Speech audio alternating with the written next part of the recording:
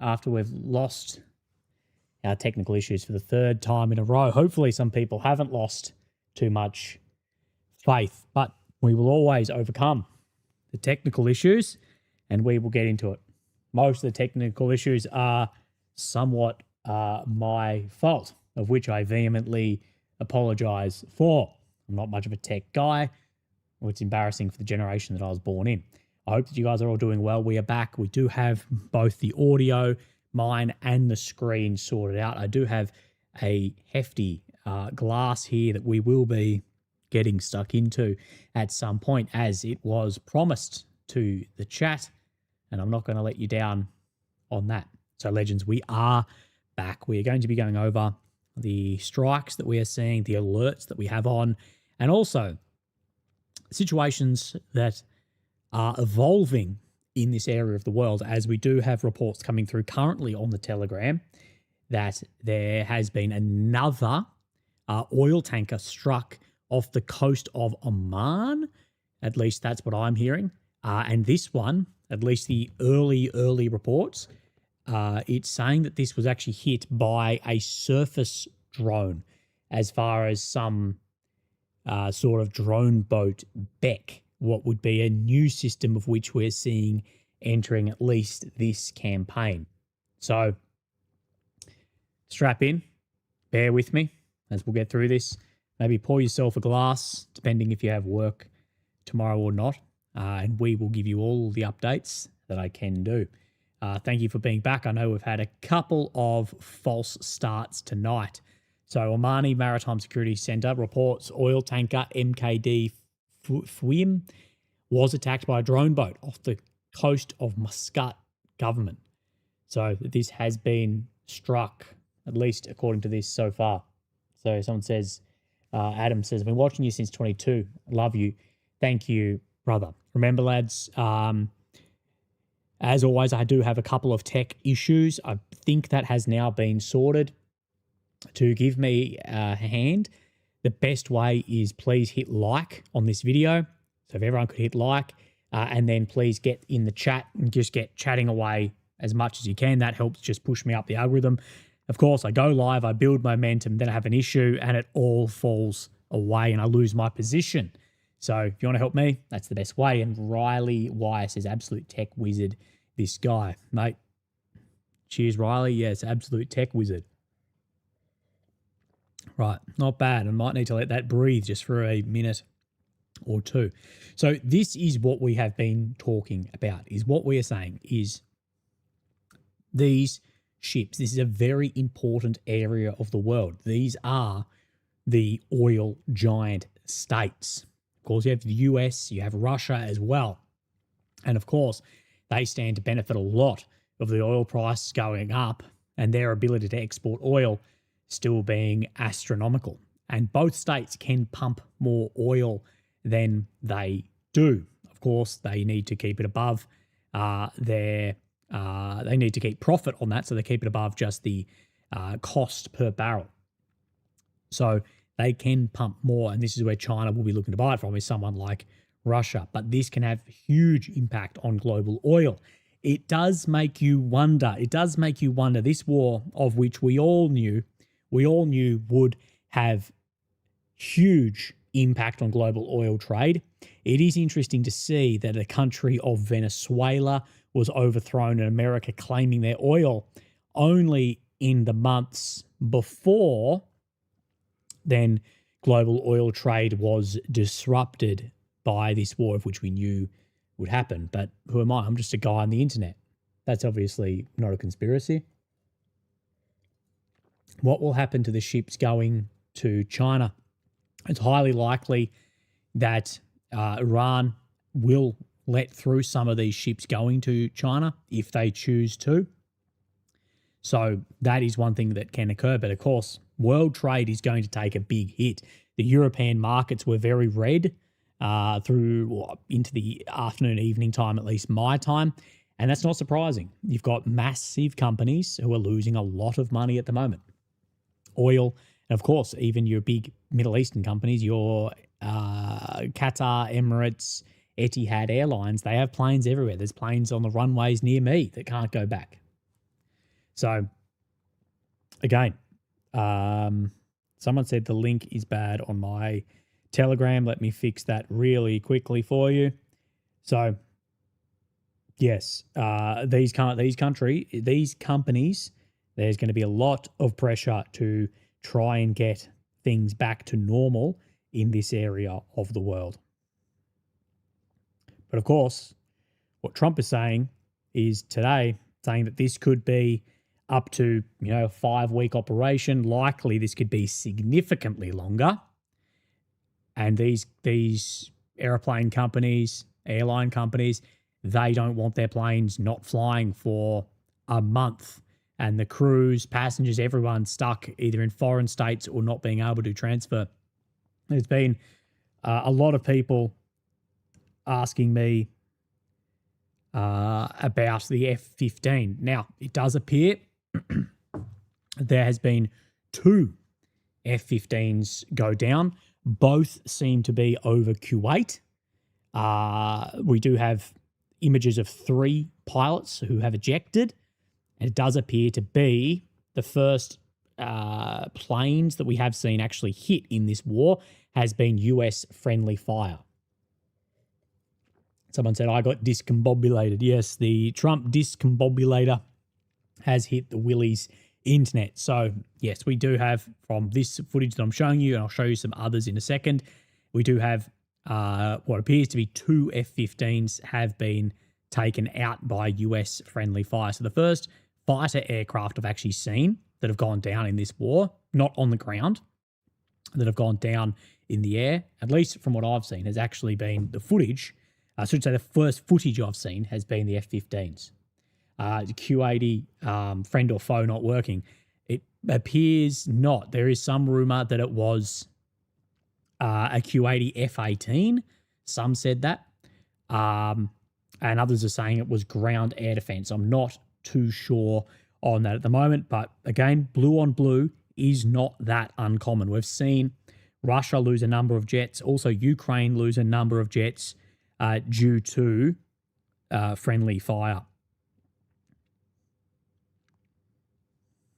This is one of the videos here of this F-15. Now, people are saying this could be AI. It may be. I'm not sure. I've seen it shared around everywhere. It does appear that it was struck flying along, and then the aircraft has lost control, and then there are ejections from there. There is images of the ejected pilot as well, as he was met by civilians on the ground and loaded into the back of what appears to be maybe a Land Cruiser here, and likely taken to hospital with a very, very sore back and face. So there is some young soldier somewhere at the moment who pushed launch missile button who is getting a world of hurt right now. It's not often you push a button and that causes $80 million worth of damage and ends at least 3 pilots' careers. Me Crazy says, apparently there was an Iranian missile that 10 interceptors missed. I haven't seen that, although we do know there has been multiple missiles on Israel in the past 20 minutes. What I will say is, unlike the beginning of the 12-day war, remember the 12-day war when we were reporting basically moment by moment? In the first, say, 8 days, we got a lot of footage coming out of the strikes into Israel. And then what we got was we saw a law introduced around videos and photographs of strikes, similar to what we see in Ukraine and or Russia. And then from there, we've seen very little footage. Of course, back then in the 12-day war, remember when there was Israeli security forces walking around and telling people to turn off their cameras, stop filming, arresting people, etc., because they didn't want to supply battle damage assessment to the enemy, but also, and probably more importantly in something like this as well, provide propaganda for online support also. So the amount of footage actually coming out of Israel is very, very limited. Someone has said the Ghost of Kiev has made an appearance over Kuwait. It would appear, yes, the Ghost of Kiev has flown MiG-29 with his grandmother with a jar of pickles that took down the Su-34 into Kuwait and has now taken down multiple F-15. The pilot that was hitting the F-15 Strike Eagle was female. It does appear from the photograph that she was. But she's flying fighter jets. You guys aren't. I wish I was flying an F-15. I wouldn't want an ejection. That would suck. When you said ended 3 pilots' careers, can you elaborate? Look, well, I should have said likely. It's fairly common. It's less common now with modern ejection systems, though in the past, a lot of time when people eject, it's so violent that injuries sustained do end up actually ending careers. This is USS McPhail launching a salvo of 9 BM-109 Tomahawk missiles. Can someone please put in the chat the cost per Tomahawk? I bet it is astronomical. Now, legends, remember, we only have 200 likes. We have 1,300 viewers. So please remember, if you're in the chat, hit like as well. Get in the chat, push us back up the algorithm a little bit. I think Russia uses rising oil prices to crush Ukraine.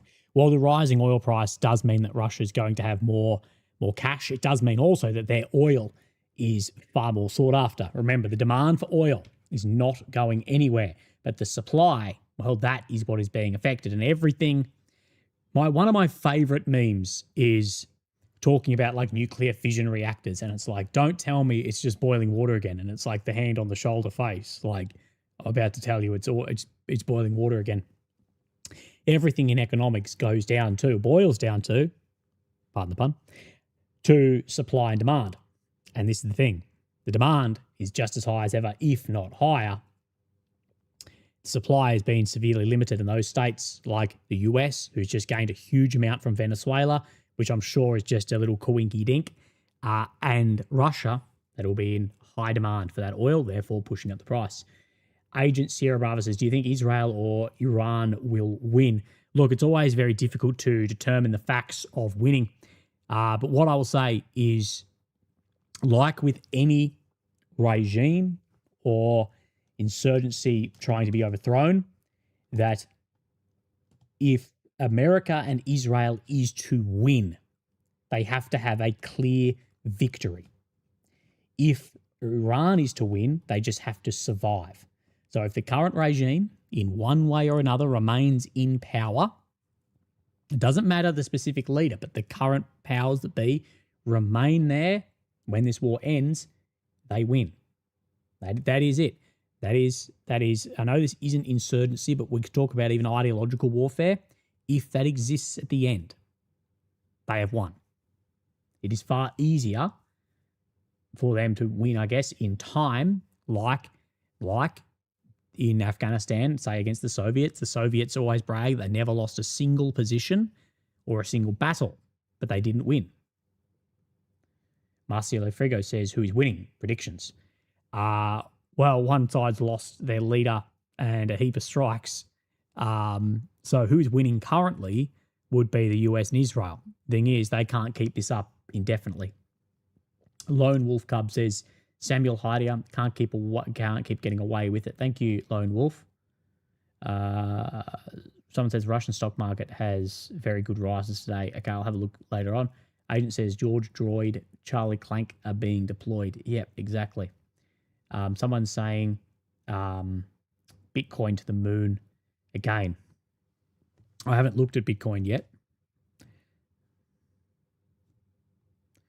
Right, we do have more strikes in Beersheba in southern Israel. We'll bring that up. AMK, I believe, is sharing that at the moment. Ballistic missile strike in Beersheba. This is more from Beersheba in Israel, southern Israel. Shiaromatic says, sorry if it's been asked. No worries at all, mate.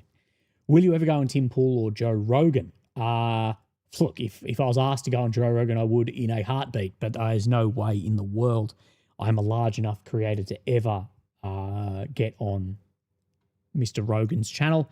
As far as Tim Pool, honestly, I don't watch Tim Pool, so I guess this is This is an opinion that may be incorrect due to my own lack of knowledge for his channel, but it looks like cheap propaganda to me. Honestly, that's what it looks like, because some of the things of which he should be standing for, he doesn't whatsoever. It appears to be in very specific elements. I have asked, as Streets We Perceive, I have asked Scotty to get me on Dave Smith, but I've had no luck with that. I've been on Scott Horton's channel a couple of times. Scott Horton is a wonderful, wonderful guy. I don't know what you think of his work professionally, but I'll say, knowing him personally, being at his house, eating with his family, having a drink, all this, wonderful, lovely guy and family. It says a lot. Fox News, they said 7 jets. I know Q8 had at a page suggesting 7 jets. I haven't seen anything like that. It appears we can confirm 2. Middle East Spectator, they are saying 2 Iranian anti-ship missiles struck a vessel off the coast of Oman, although what I'd been seeing is that it was surface drone boats. We will see. Hopefully, we get a update if any footage has come out. AMK is saying there are continuous explosions in Kuwait and air defense is active.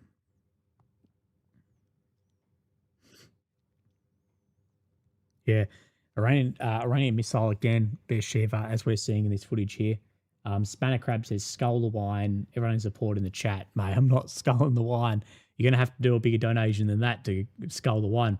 Bato Tuli, thank you for your donation. I appreciate that. Look after yourself, please. Lone Wolf said, Timple took the Mossad cash and likes living. It does appear some of the opinions Timple used to have, that a lot of people would use the term based, have really switched up. It appears that there is conditional or subjective application of standards, ethics and morals, which is the biggest thing that annoys me and disappoints me with the online conservative space. And I see this on the conservative side massively. The conservatives have what are the words I used yesterday? They have an inequality for compassion and a hierarchy of human suffering. And there is a conditional and subjective application of laws, of rules, of compassion, of morality, of standards. It's conditional and it's subjective on who it is happening to. And I see that again and again and again, and it honestly disgusts me.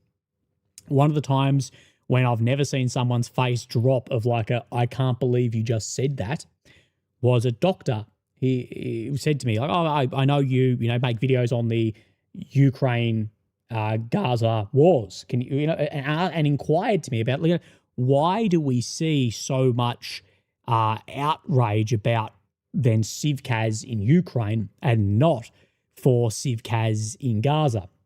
And the answer I gave was, if the Ukrainians weren't good-looking white Europeans, you'd also hear the same amount of silence. And they're very lucky that they are, because then they get the amount of support to become refugees, to emigrate, support militarily, support financially, etc. I'm not saying they shouldn't get that. I think we do need to support other states. But look at the inequality of compassion, the hierarchy of human suffering that we do add, and I tell you, it annoys the absolute life out of me. As a conservative, the people like Konstantin Kisin, Shapiro, Poole, etc., those who won't add that.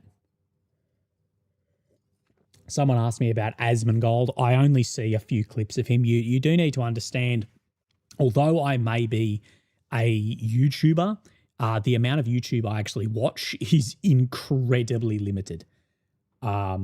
Unbelievably limited. So when you ask me about YouTube, it's coming from a very uneducated stance on who's who in the zoo. I read and I I scroll a bit of TikTok and that's about it. So I do apologize if I can't comment on specific channels.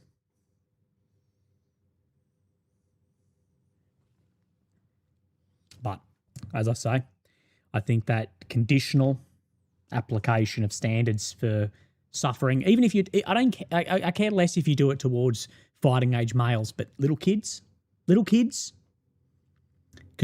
all the biggest thing for me about the conservative movement is the hypocrisy. The hypocrisy in the conservative movement is astounding.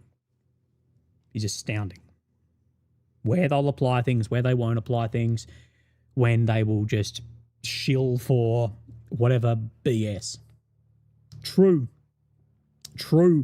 conservatives, they aren't for that. They're for small government, they're for freedom, they're for humans above all else. And what I see is those same people that would say, don't tread on me, the government, this, that, they're also the ones when ICE commit an action will be like, oh, just comply. And you're like, hang on, you're a conservative telling people just to comply with the government. How much of a nufty are you? We just need to be good men, good people. Treat everyone as people deserve to be treated. I'm not even religious, but I think I hold more of Christian standards in my day-to-day life than many people who go to church every week and believe in a man in the sky, honestly. US CENTCOM, 3 US F-15s involved in friendly fire incident in Kuwait. 3 US F-15E Strike Eagles flying in support of Operation Fury went down in Kuwait due to a friendly fire incident. I'll bring this up on the screen just in 1 second. I want to share this to my Telegram as well. Let me find this.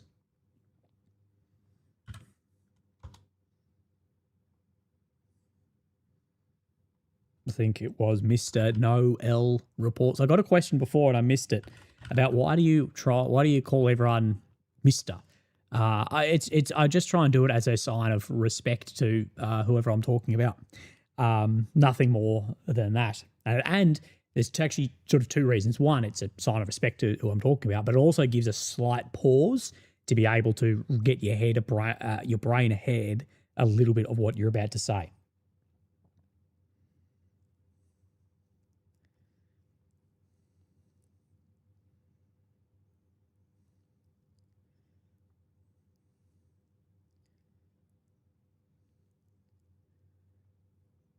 Does this ruin the F-15's reputation as not being shot down?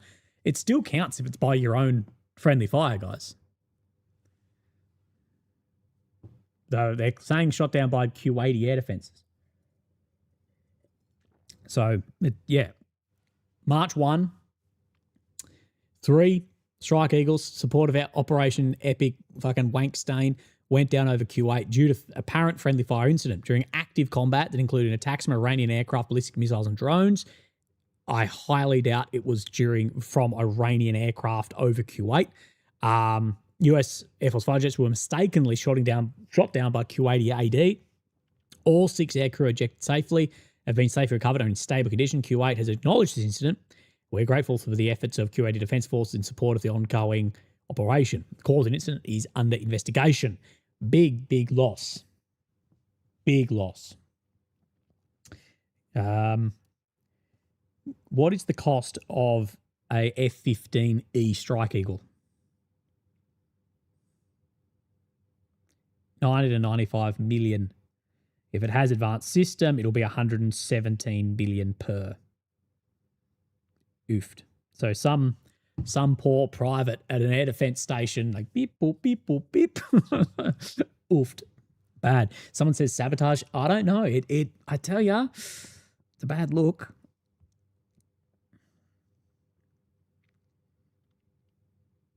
Yeah, I have no idea what shot that down. I had a message off a friend of mine. The F-15 flying along and then getting whacked. So this is what a friend of mine has said to me, his missile approach warning system, or MAWS, missile approach warning system, would have gone off from the missile plume at launch. Problem is, if there wasn't a laser beam rider missile, his laser warning system would not have been triggered. Given that it looks like it's filmed on a smartphone and you can only make out the fuselage likely below 10,000 feet, this is well within SAM infrared range. The problem for the missile approach warning system is that it works on ultraviolet light, so is often triggered by welders in industrial estates. So the missile approach warning system does not give range.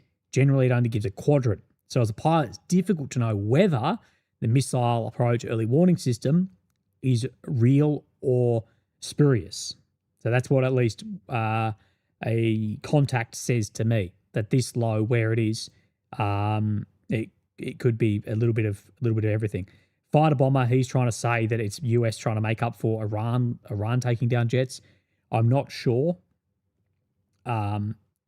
It does appear that the pilots were recovered in Kuwait.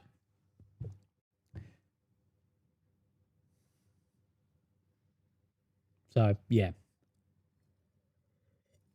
Tomo says, no need to apologise for not knowing who's who in YouTube. It's better to live your life in real life than 9 and 10 of see people on the street scrolling. Well, I appreciate YouTube and YouTubers, and I realise it can be a very difficult job, more so from the stress of so it's not the work that is difficult. It's the stress of knowing a lot of people see your mistakes. Anyway, I just try to switch off a little bit, and I figure it's going to be more healthy for me to read about it from an author than from a commentator. And I suggest you guys do the same thing. So yeah, F-15, 3 of them. Big implicate. Well, it's not changing any state of the war, but it is very embarrassing this early on. Sorgat has made a request to the audience, said 3 jets, all 3 friendly fire, press X for doubt. Yeah, it does seem sus that it was 3 jets in like the same time in the air, all friendly fire. In Kuwait that he's getting smashed. Riley says, friendly fire is sus considering it was 3 separate aircraft. Yeah, that's sus. Like one fuck up, we completely understand. You'd think after the first one, it'd be, maybe let's stop firing for a second and figure this out. Gunner says, evening everyone, hope all is well. I hope you're well as well, Mr. Gunner. Look after yourself, brother.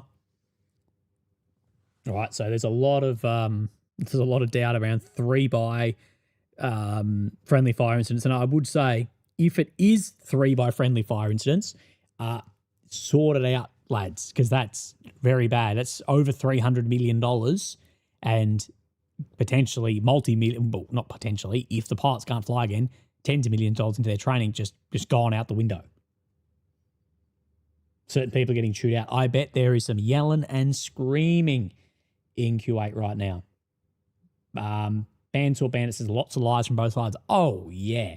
We can't believe anything at the moment. Unless it's self-confirmed, we can't believe much.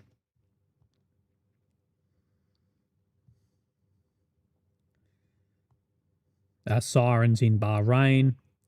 More strikes in Tehran, as we're seeing the photograph that I have up at the moment.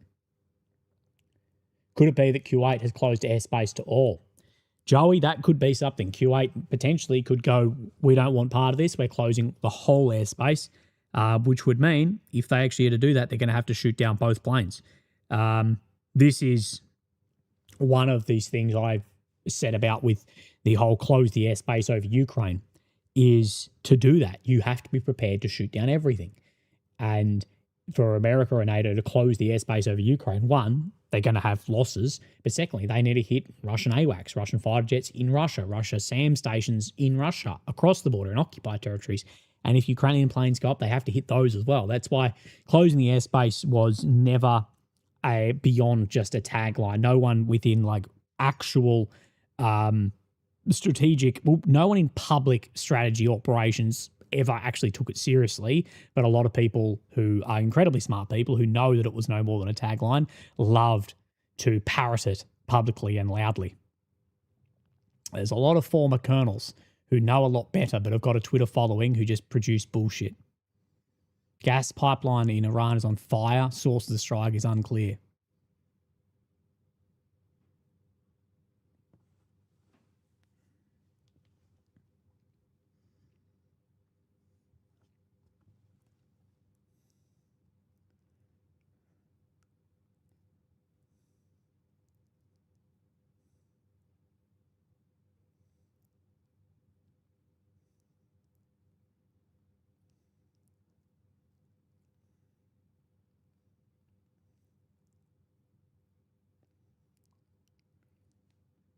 Right.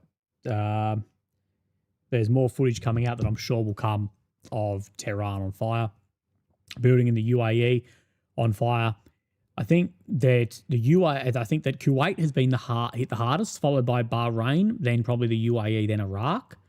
You may disagree with that, but that's at least from just my observation of what we're seeing at the moment.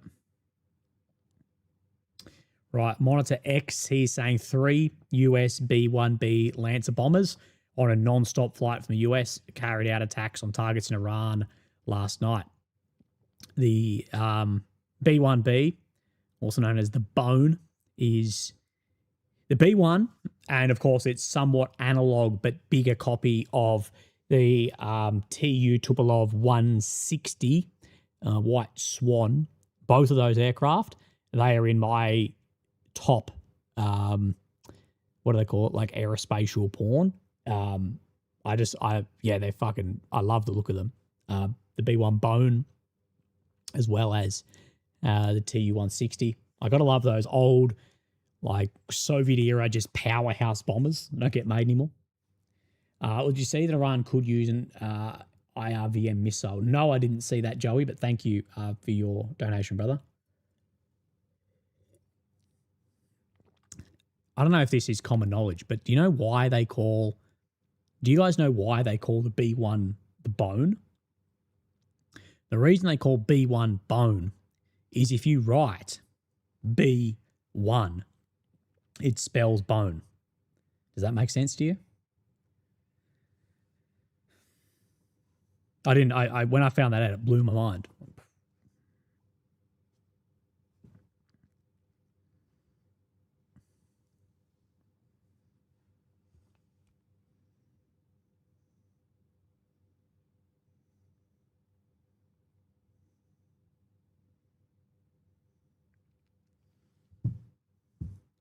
Someone says no. Yeah, thank you for typing it. Someone type out B1 for the people who don't get it. Okay, scenes from Israel ballistic missiles in Beersheba. Of course, Beersheba is very famous in Australia for the last cavalry charge ever. AMK is going to sleep. AMK offline, going to get some sleep. We'll be back in the morning.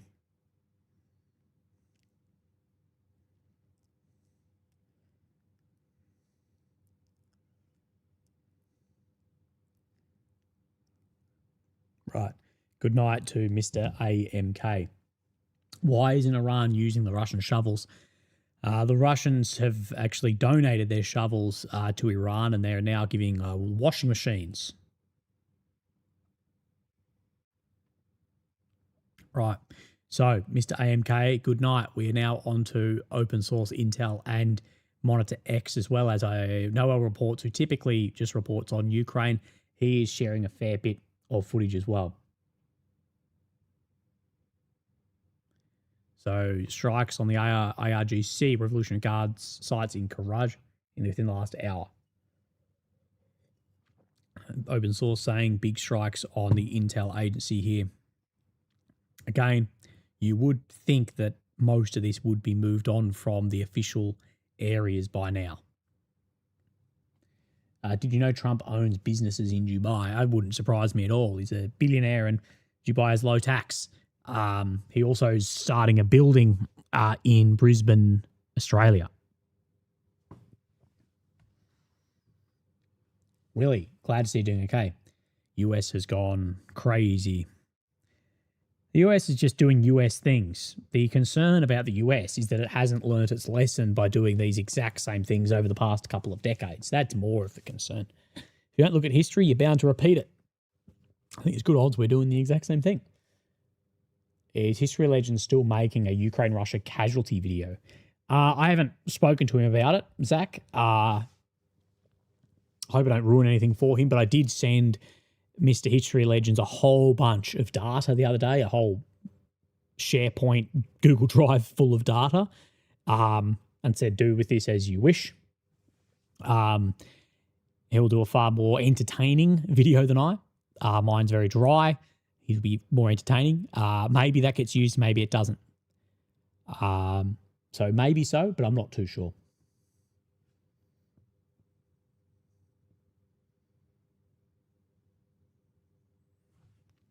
But I am enjoying my glass of red with you boys, as per promised. You can't say I let you down.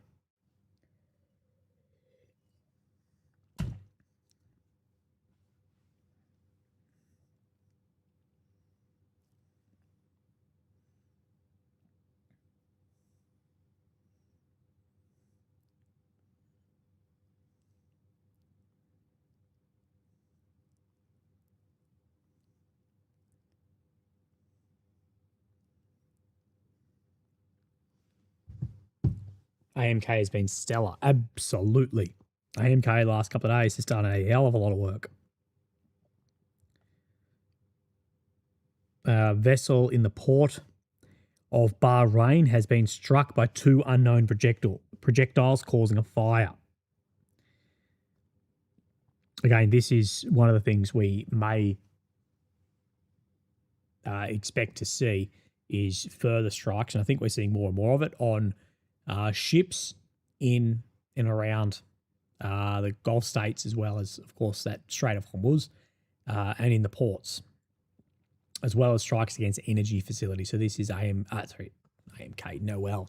Port of Bahrain struck by 2 unknown projectiles causing a fire. Again, I normally try and stick away from channels with too many flags in their bios. All right, let's look at Monitor X.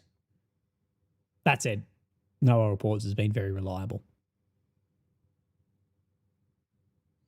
Yeah, we can see here those 3 by US F-15 Strike Eagles.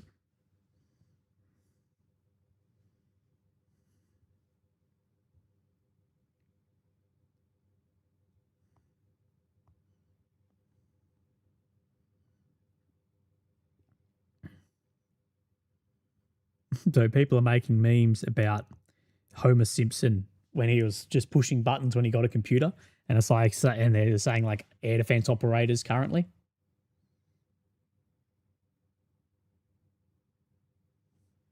Someone says it's cruel, Willie. No alcohol, big no-no at work. Well, that's what you get.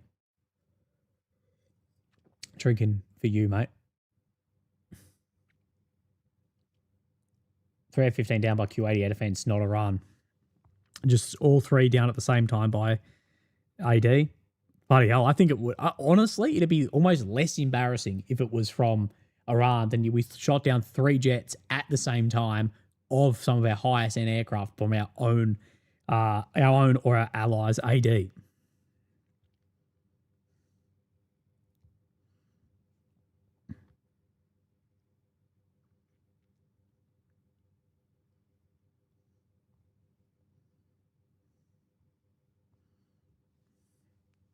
The French are getting involved. The French are getting involved and the French have surrendered. Press the any button. Yeah, press any key. I can't find the any key. Shoots down F-15. How long has Willie had a Telegram? V the man for probably 3 years now, mate. It's Willie OAM Actual. I'm sure you'll be able to find it. It's the one with like 18 or 19,000 followers in it. AI, someone said AI targeting systems at work. It may well be.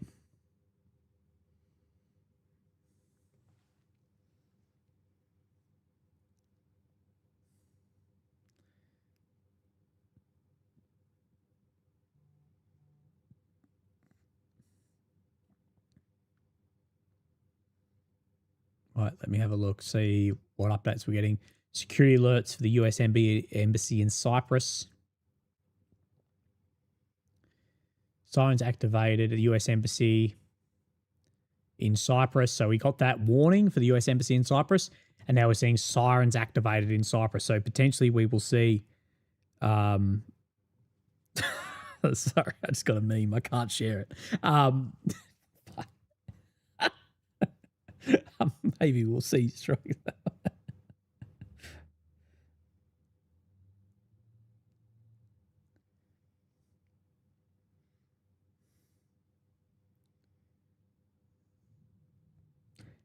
Yeah, it does appear that F-15 pilot, when he ejected, it looks like he's ripped off a whole finger. At least one finger appears to be like fully sheared off. He's still managed to put his sunglasses on, so that's a bonus, I guess. But yeah, it's fully ripped off at least one finger.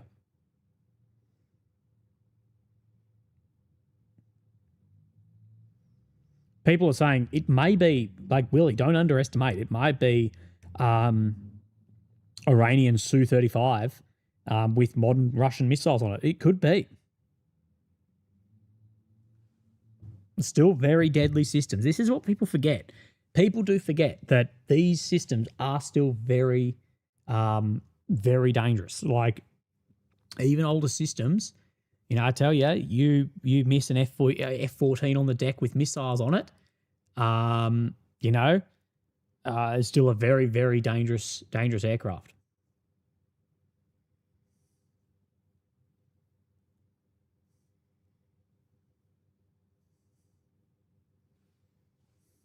Great. Gary Moore says 3 shot down by accident. Right. And I'm also blue.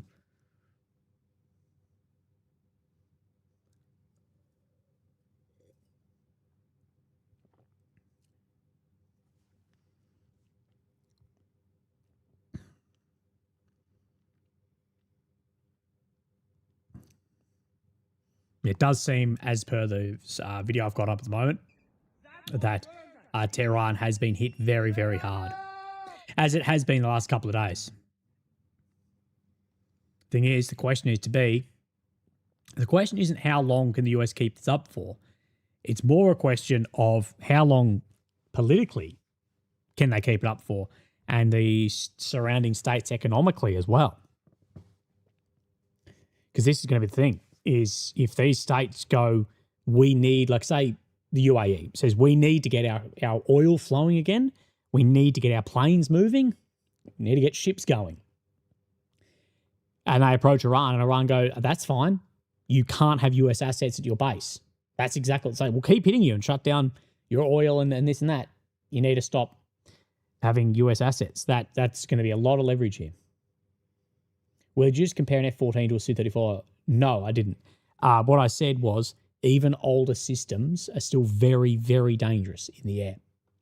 It's like how there's all this argument about this tank or that tank. I can tell you as a former infantryman, if you're out in the field and you come across any technical, you come across a Hilux with a mounted gun on the back of it, big problem. So you can't just pay off any system. But of course, a Su-35 in the air is an incredibly deadly system. And there's a lot of propaganda overtaken of,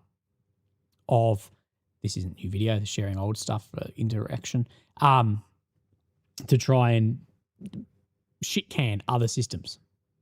Amazon has shut down a data center in the UAE after sustained damage from Iranian strikes.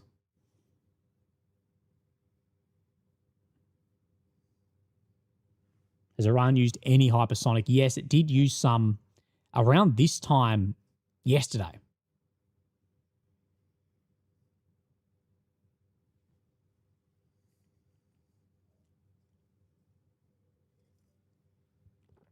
Shahed with AA missile. Well, we have seen Shaheeds or Garans flown from Russia with man pads on them, and is it the R-73 or the R-37, which is a small one? We did see one of those mounted on a Garan. Fitzgerald Stajanovic, thank you for the PayPal donation, brother. Appreciate that.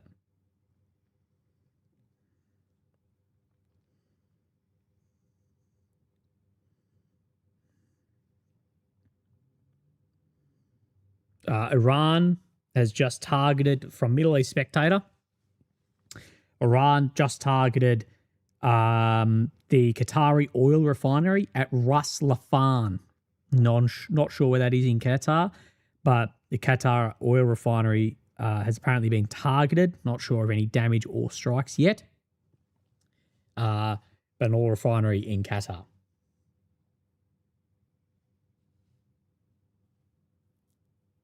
Someone says, didn't Iran use hypersonics towards Tel Aviv last night? Yes, they did, as well as in Bayat Shemesh, I think it is, to just the west of Jerusalem, got hit by a hypersonic missile as well.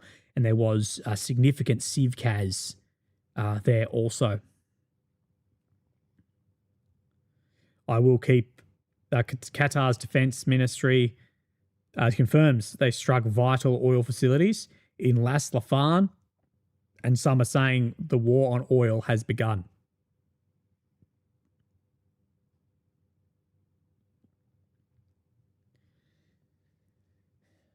Right.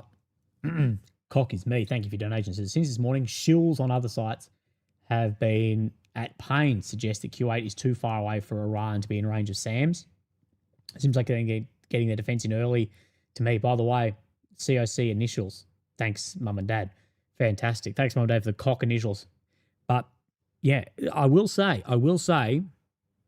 the three planes at the same time, it may be AD. It might be. I'm not saying it's not, but I'm saying it's bloody suspicious and they need to sort that out quickly.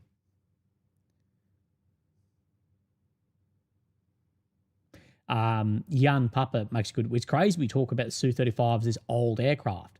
Do we talk like this about an F-15, for example? No, not at all. And you know, one of the things that we've seen in Ukraine is a lot of the older aircraft are actually the most successful and used in war. Look, the main aircraft making impact in Ukraine in this order is Su-34, Su-25. They are both not, of course, they're making more Su-34s and upgraded variants, but they're also not completely brand new Su-57 type airframes. And so there is a place for numerous cheap per hour, sturdy airframes, absolutely. And the Su-34 is making the biggest difference.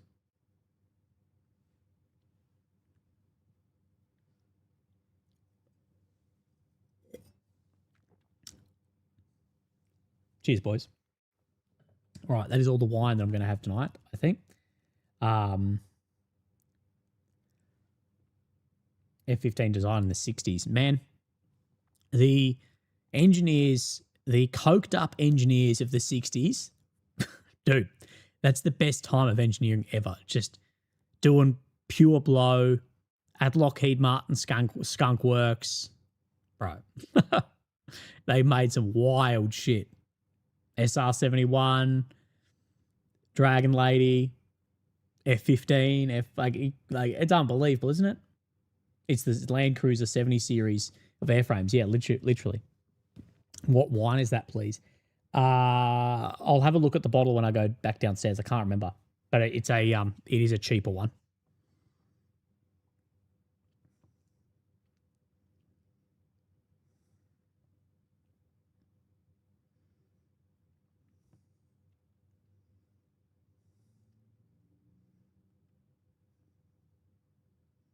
Wall Street Journal's reporting that Israeli Prime Minister Netanyahu teamed up with senior Republican legislators over the past few months to convince Trump to strike Iran. Again, a lot of those US lawmakers, senators, etc., they are by no means whatsoever US first.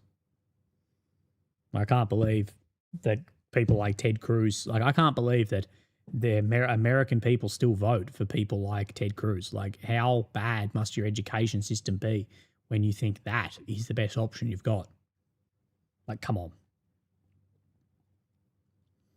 Right, if we reach, what do you think? What's a fair donation goal to pour another glass of wine and finish off the bottle? What do you think?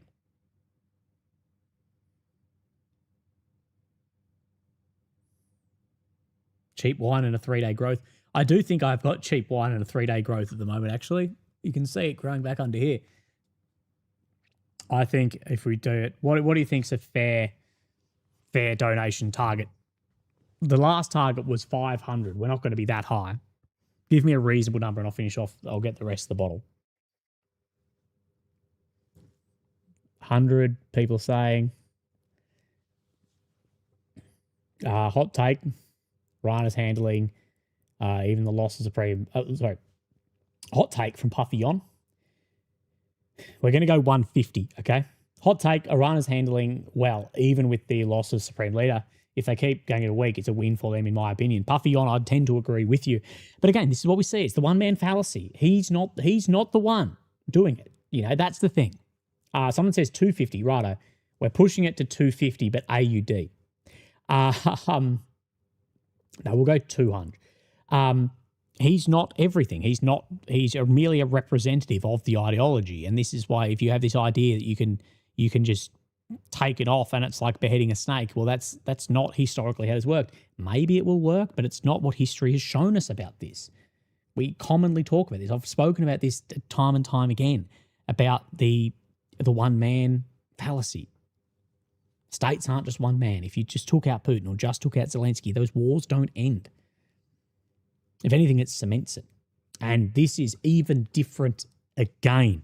The big thing too, I use Putin and Zelensky as an example, but unlike in Russia or Ukraine, in Iran, in the Islamic nation, we see then that these are martyred, which is likely the best way for him to go out.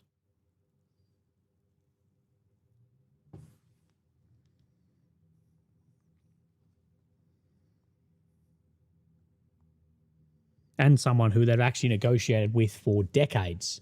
Now you've lost someone you've negotiated with. I have no hard feelings of him being taken out. I think he was an evil prick. But on a pure strategic sense, I think it might come back to bite you in the arse.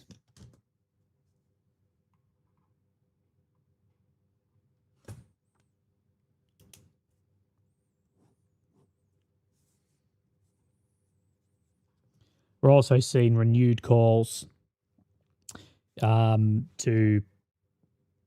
America to take Cuba. We've seen renewed calls as well from Israel for actions against Turkey. Turkey is significantly more powerful than both of those. Right, Barbara, Wine Fund. Thanks for all you do, Willie, from Barb Mac. Barb Mac, great to have you back. I haven't seen you in the chat this time as active as usual, but we have then the first 2 donations for the fund. Dragoner 308 as well. Love the coverage. Thank you, Dragoner, mate. We really appreciate that. So we're about 30% of the way to the fund. We're a little bit closer from Georgie Whitlow says, hope you enjoy the wine. So we're now at 110. What was the limit I get? Dave, was it 200 or was it 150? Was it 2? We'll do 2. Emin 7282 adding to this to 115 says a lot of talk about US munition supplies right now. What's you guess how many days of missiles intercepts left? Look, probably a lot at this rate. At the end of the day, this isn't that high of a rate for offensive system. Interceptors, different. I'd give it maybe a couple of weeks at best of this rate for interceptors, but that's US-Israel. We will really start seeing the surrounding nations really start running low very soon, which we are seeing a lot get through whatever air defense that they do have. But you need to consider too, Eman, that those intercepted rate, that once they're down, it takes a long time to refill these, and you don't exactly know when, maybe China will step into something. Sleffels, cheers, big ears. Thank you, brother, for the 10. That takes us 125. And then when Lambo says super with a fantastic donation, thank you very, very much. That gets us to 2. Thank you for that. No message, super effective, but thank you. NC Dr. Wolf, thank you, becoming average Willie. Justin says, how long do you think the H group in Lebanon can fight against Israel? Honestly, mate, ideologically motivated forces like that, they can fight for a very, very long time. Unbelievably long time. As well from Elaine Engelgau, thank you for the wine fund on the PayPal. And what that does is that actually takes us across the limit within about a minute. So thank you very much. Righto, it is time. Give me a minute. I'll be back. I'll go get a bit of a refill. Right. Thank you. I'll be back in a second.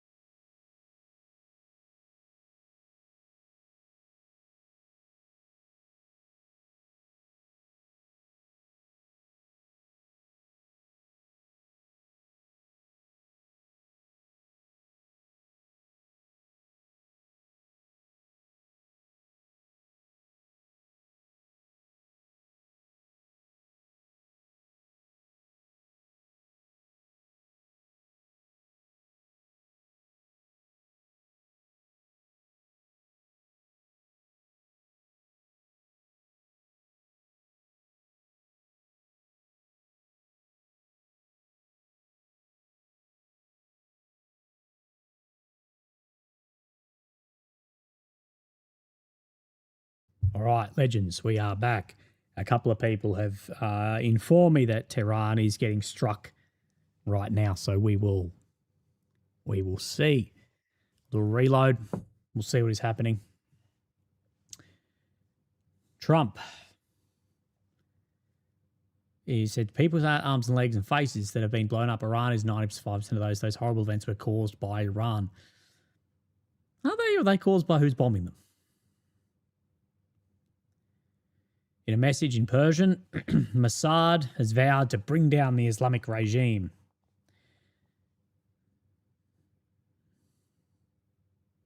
IGC base, this is what we were reporting on before. Legends. Cheers, boys. I hope you're doing well.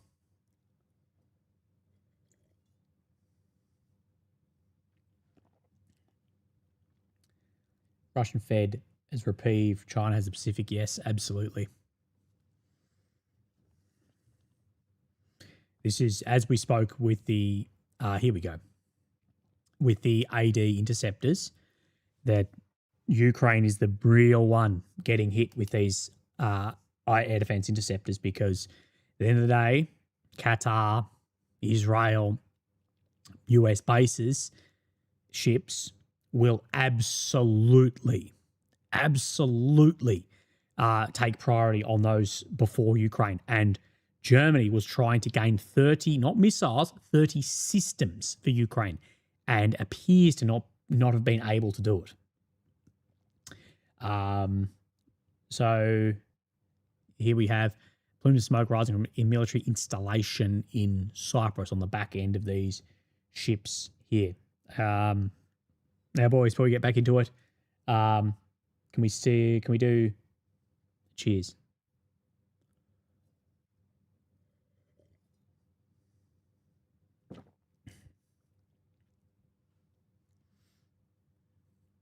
Can we get a cheers in the chat? Building next to Ben Gurion Airport has been struck by a missile, according to Monitor X. One of the big ones I'm waiting on is that claim from Qatar that Iran is striking energy facilities, oil facilities. Slefels, sure. Again, can you do a TLDR sit rep summary behind in the Times been at work? Mate, I hope that work was at least kind to you. As far as sit rep, look, the biggest news is we've had 3 F-15E Strike Eagles go down. So 3 American fighter aircraft have been shot down in what America CENTCOM has said was a friendly fire incident. The reason why many have suspicion around that is you had 3 friendly fires all appearing to be at the same time, and they are blaming Q-80 air defense for that. We've had a couple of ships, like oil tankers, on fire. Also, we've got reports that energy facilities in Qatar are being struck, and people are saying the oil war has begun. What else is big? And just typically the tit-for-tat strikes into Tehran, into Tel Aviv. Midnight Rider, thank you for your donation. I appreciate that, brother. Saudi shut down a refinery in case of attack. Right, where are you seeing that news? 2 hour, 45 minutes until the US market opens in New York. Right, is that right? What time's the US stock market open in New York? Let me check. Time in New York.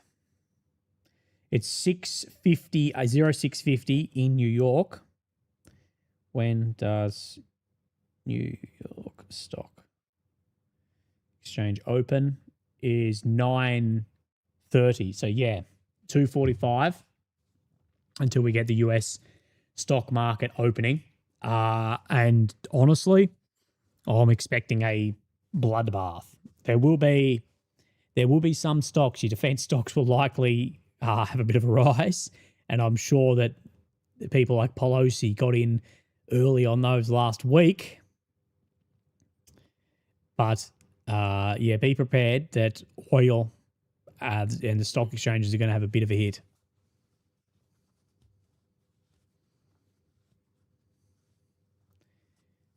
Trump has said on Iran, they want to make a deal badly. I said you should have made it a week ago. This is something Trump does. I can't remember what I used to call it. If anyone can remember what I used to call it, put in the chat. But he does this, what do I put it? This, like, lying but acting as if you were telling the truth that can't be disproven. So, for instance, he came out of the meeting with Putin and Trump said words like, Putin told me that the last election was stolen off me, that it was rigged, that everything is blah, blah, blah. And that conversation may have happened. It may not have. But no one could ever doubt that that conversation did or didn't happen. And that's what we see here, is you may see a lot of this, like, they're begging for a deal. They want a deal, a big, beautiful, the biggest deal, actually too good of a deal. People said, I can't stop winning. And I said, well, you're going to win again. That it might be they're begging for a deal. We said you should have had it last year. And all of this can actually be false crediting, gaslighting, trolling. False crediting is probably pretty good. Yeah, false crediting. What did I call it? It was like It was like linking credit to a figure of authority, something like that. So you have plausible deniability. Yeah, that's a good one. But crediting based on authority of someone else's name. Yes, I spoke about that. And this is what we could see a lot of, is they're begging for a deal, blah, blah, blah. If, as we're seeing some leaks coming out, that we do see that Iran's not going to just completely capitulate and fall apart. Someone said we got Willie Trump before GTA 6. I swear to God, if this war stops GTA 6, I'm already annoyed enough at Rockstar, for God's sake. US Embassy in Iraq is urging all US citizens to leave.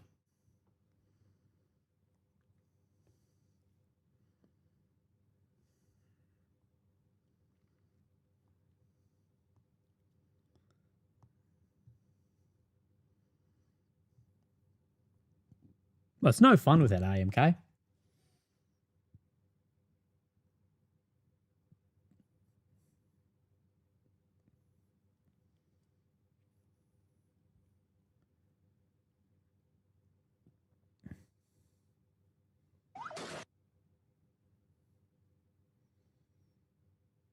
Monitor X is saying a large number of anti-US pro-Iran protesters in the city of Karachi, Pakistan, were beaten, directly fired upon by security forces in order to suppress them. So again, now there's unrest in other states around the area. And Pakistan, we need to remember, Pakistan is the second majority Islam country to have nuclear weapons. The first, of course, being the United Kingdom.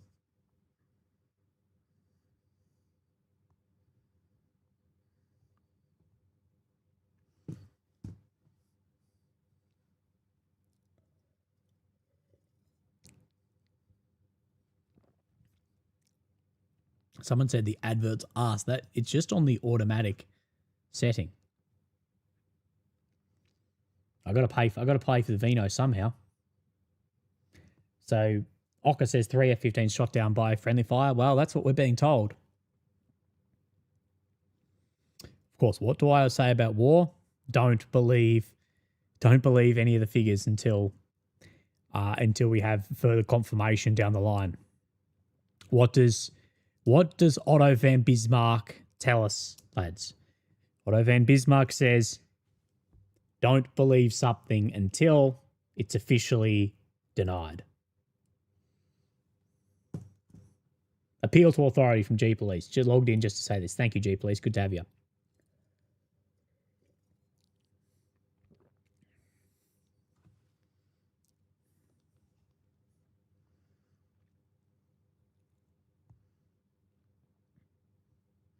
Reports of heavy casualties due to that Iranian strike in Beersheba. Like we saw yesterday, there was a Iranian strike west of Jerusalem that did have large civcas.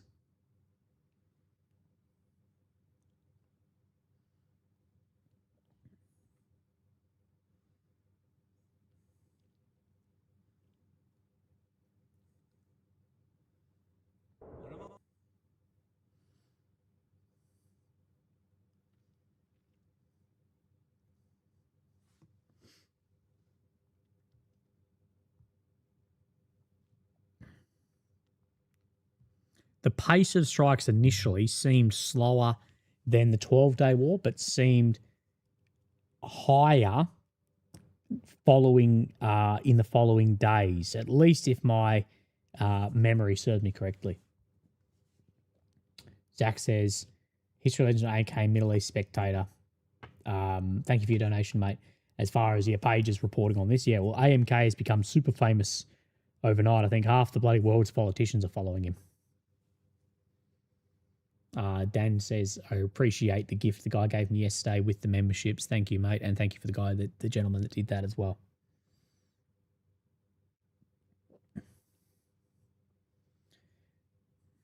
Remember, people saying about in Kuwait, don't believe something until it's officially denied. Imagine if Otto van Bismarck said that 150 years before the internet came along. Imagine how correct he is now.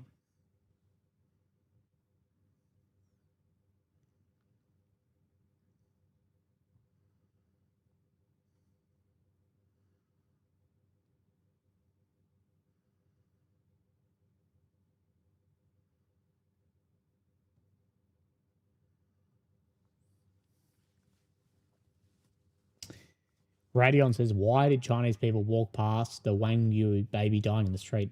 A little baby with atheist boogeyman just walked by. Radion, I have no idea.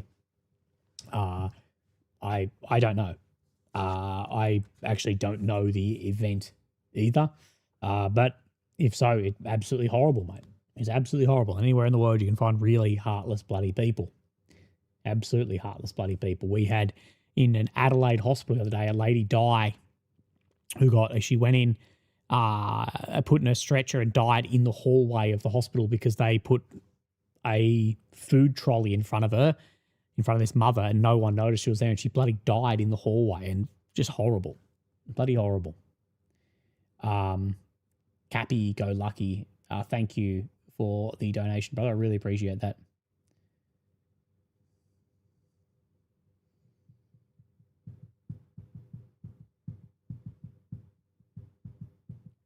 Someone says, Tim Paul's offensive. He makes good points, but he's a coward afraid of standing on principle.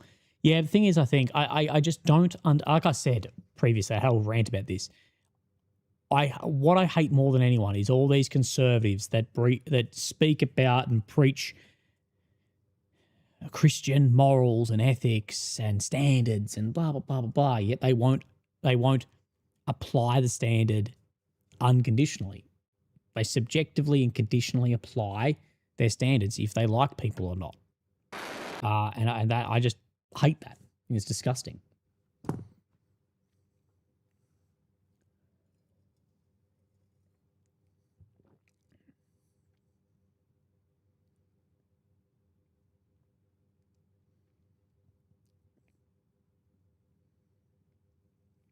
Do you think the British PM had a blunder in regards to him using US bases to use RAF bases in Cyprus?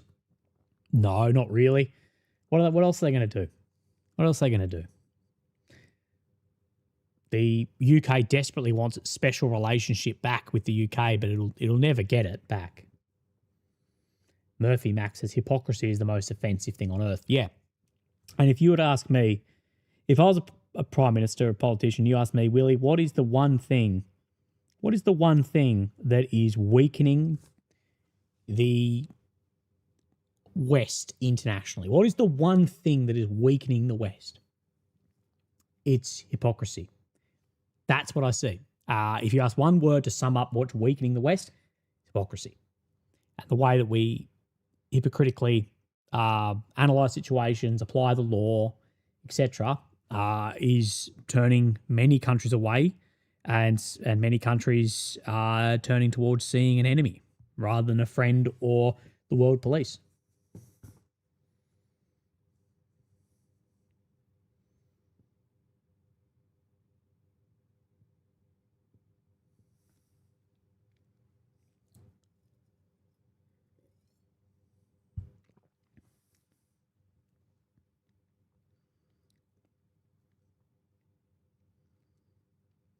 Someone said, I can't see why realists, which I say that I am, get upset about different application. Well, what I'm getting upset about is you'll say one thing and do the other. I agree that great states and states will work in their own interest. I agree with that.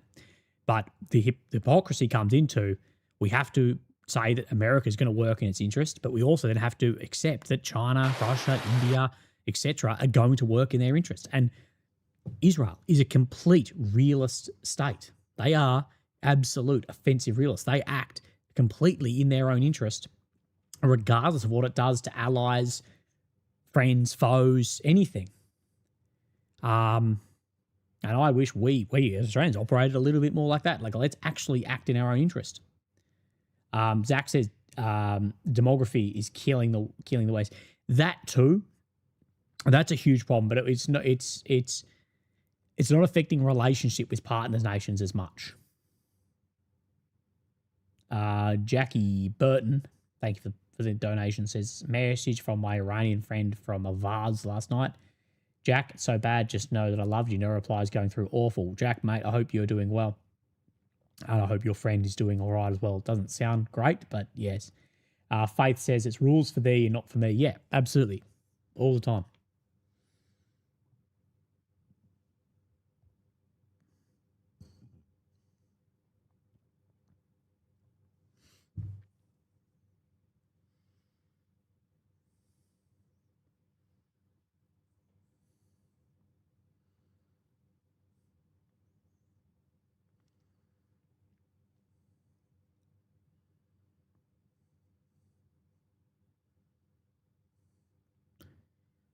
Turkish Transport Minister, all flights to Qatar, Kuwait, Bahrain, UAE cancelled till March 3. Trust me, it's March 2 today. It'll be much, much later than that.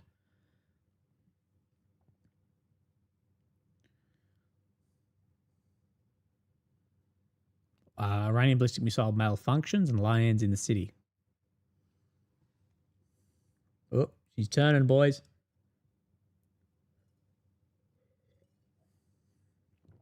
Doof. Right. Emin says, having participated in theatres yourself, share a few words how you feel about the conflict, human nature, knowing what you know, not specifics, just what you feel comfortable to share. Well, I find how of a lot of these YouTubers, I've participated in the most amount, both in and out of uniform, in areas of war, in conflict, and notice that I'm like the least pro-war of all of them, because I've seen what war does to people. I've seen the effects of when you first see what a 50 caliber machine gun does to a human body, you will suddenly get a very different picture of war, and looking at the face of a young man who got chewed up by that sort of weapon system. A lot of this waned for me following the Kharkiv offensive, when the amount of bodies strewn everywhere was just unbelievable. And that changes your opinion against human nature and this idea that these are all just young guys fighting. And if I was born in this or that country, I'd also be the one there conducting these same operations. So I find the more that I've seen this, the more I travel and meet people, the more and more pacifist anti-war that I become. That's probably bad. I could never be a colonel. I could never be a colonel because I understand that my guys on the front line, like I could never be a colonel because I understand that this little thing that I've got on my map, that this isn't just dudes or tanks. This is young men with dreams, with kids, with parents, with families, and that the ones who are just red over here and the ones that are blue. I understand that. And that would make me a very, very poor colonel, maybe a poor politician. But, I'm not prepared to just humanize someone down to a line moving on a map. And if people hate me for that, one of the main reasons people hate me is because I push back against the dehumanization of countries or people we call enemy. It doesn't mean I don't think they're the enemy, but I'm not willing to dehumanize them. Willie, I know it's very hard to estimate. The situation is fluid. How long personally do you think this will go on for, at least the larger bombing? I can't see the pace of bombing we have at the moment going on for much longer than maybe 2 weeks. The amount of money that this is going to cost these states, it costs us billions and billions and billions per day in these regions and will affect economies massively.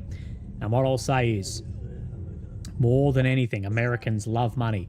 And there are about to be a lot of American businessmen, politicians, trust fund, bloody kids, whatever, losing an incredible amount of money on the markets very soon, in the next 2.5 hours. And there's going to be extreme pressure to wrap this up.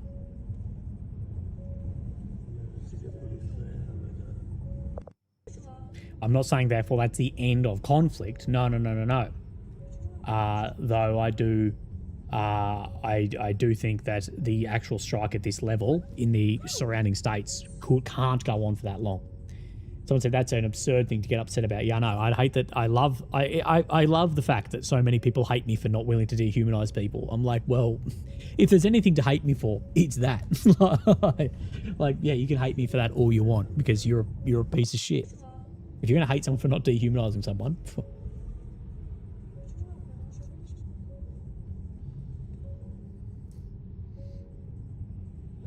Can the Iranians produce a nuclear device?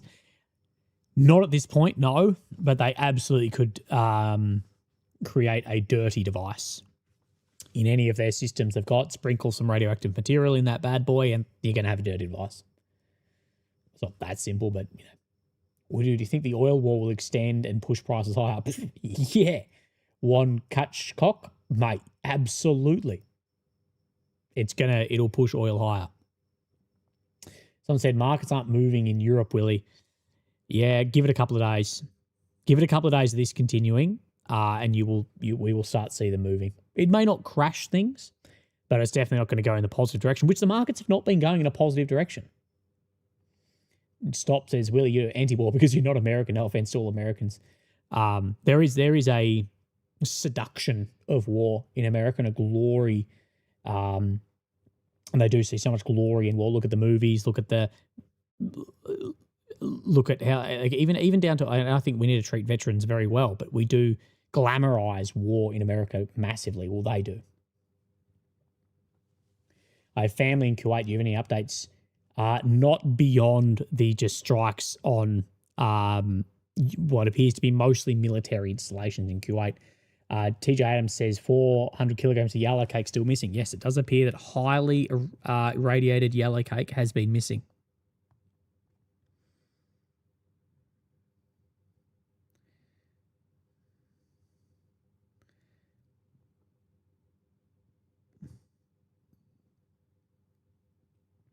Some are suggesting there's been a massive explosion at a port. Qatar Energy is suspending all liquefied natural gas production following this morning's attack at Las Lafan. They're the world's largest LNG producer at 20% of global production. It's going to be good for my paycheck. All right, we'll see. Someone's commenting in the Telegram that there's a huge explosion at a port. I don't know where yet. Speaking of market movement, this is, as I've been saying over the past couple of days, there's been a few articles I've read recently saying that one of the biggest concerns to them as economists is that markets are just not responding to shit. And they're saying, like, you'd think this is a good thing, but it's not. There's so much unknown in the world at the moment. The markets don't even respond. Someone say Beirut's being hit. So we see this. Qatar to stop production of LNG. Qatar Energy LNG production has stopped. That's huge. 20% of LNG worldwide is in Qatar. Australia LNG, baby. Come on. Let's save our economy a little bit. And then vote me for Prime Minister. I'm actually having a meeting with an independent in the next week because they had an independent politician reach out and say, like, Willie, I listened to you on a podcast and I really want to just catch up with you and just pick your brain on certain topics and geopolitical issues. And I'm like, well, I'm always willing to talk to any politician who will listen and talk to me. So that was cool. I thought that was really cool. I can't say who, but I thought that was something cool. And that's a credit to me that if I have a politician reaching out and going, hey, I heard you, I was intrigued by it, just let me talk to you. Original Pastor Man, like your name. War is brutal because it takes aspects of life to the extreme. War is not good or evil. It is everything. It's the most hellish thing, but it's also the most exciting. Original Pastor Man, you sound a lot. It's a very holistic, spiritual view of war. Like you will see some of the greats, like even Clausewitz, speak about war, and others about that war isn't just one thing. War is everything. It's everything in the state. It's all people. It's all consuming. It's all feelings. It's the best and the worst. And I've noticed that. As you see, this is why war can be addictive, because you see the best in people and you see the worst in people. Capigo Lucky says, what Telegram channels are you following? So on the Israeli side, Manny's War Room, AMK, Noel Reports, let me scroll. Where's the one I was looking for? Middle East. I can't find his bloody name. Is it Middle East Summary? Someone will be able to type it in here. A whole bunch. Reram Navaram, they seem to do a good job releasing stuff too.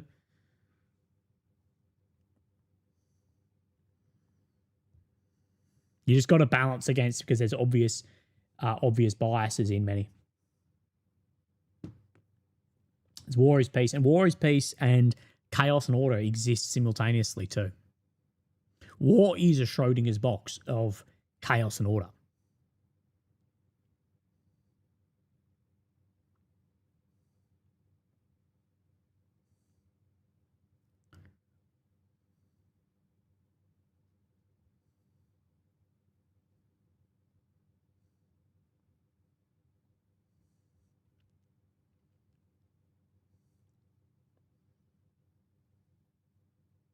When is US press conference?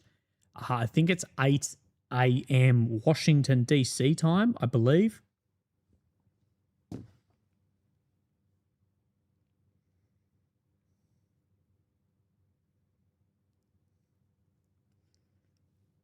So it's still 7. Is someone correct me on that? That I believe Washington, D.C., it's 7:10 a.m. Is Hegseth speaking at 8 a.m. Washington time? Is that right? So I think 50 minutes until he speaks. So yes, if it's 50 minutes until Hegseth speaks with Kane, then yes, I will be staying up for that and we will listen to that. That's important. That's very important. So yeah, midnight in Australia, around about that. Midnight in Australia, not midnight in South Australia. We have a couple of time zones. Capico, like I said, the masculine days of our lives, the drama. Yeah, legit. So how cringe out of 10? You can, in the comments, please give a out of 10. How cringe is Pete Hegseth going to be during the live?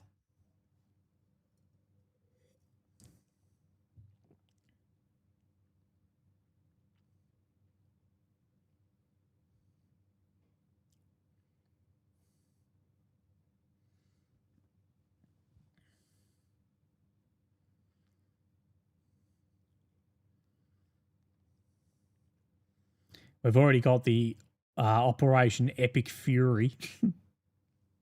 6 to 7. That's low. Operation Epic Cringe. 6. Come on, guys. It's going to be higher than that. 45 out of 100. I'd say it's going to be 9.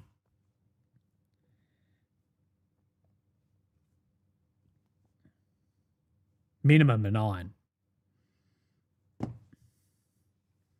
Operation Epic Oil Up. That'd be a $10,000 donation and we'd be oiling up. Shit, that might be a bit low.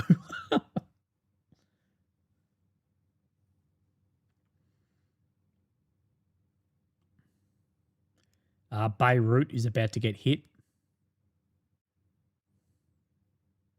US soldier at a base in Kuwait says, fuck, that's my truck. Damn.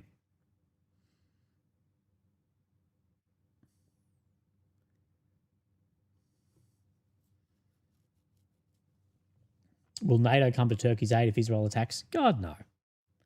Israel's got NATO in their pocket.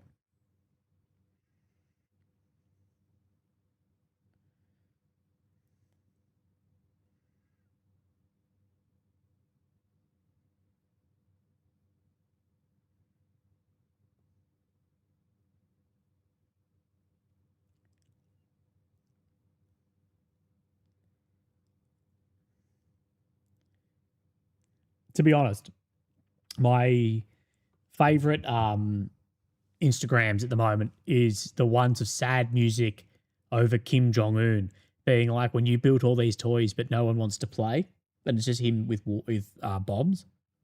It is hilarious that the North Korean dictator is also just a girl dad.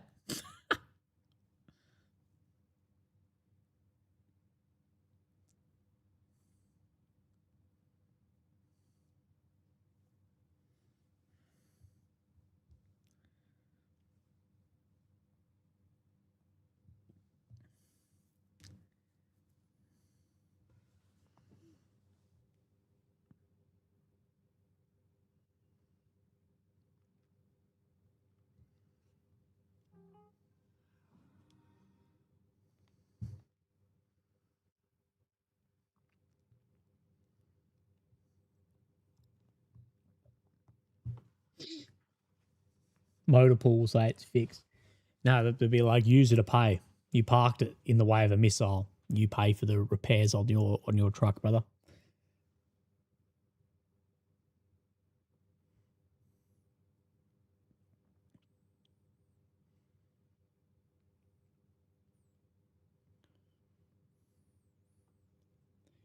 Right, let me just have a look. Oh, sorry, I saw a reshare. And it said confirmation, another downed aircraft in Q8, but it was a reshare 3 hours ago. Apologies, I was going to bloody say, what?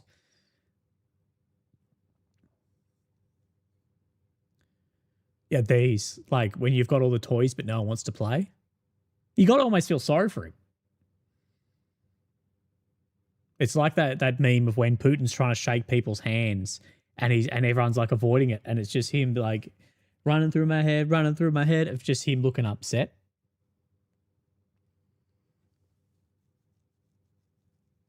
Oh, Tommy Robinson bullshitting on. Shut up. He's like the ultimate grifter. You know how I talked about pseudo-conservatives applying conditional standards? Him to a T. Wearing his fucking Hermes t-shirts and his son flying private. Fuck.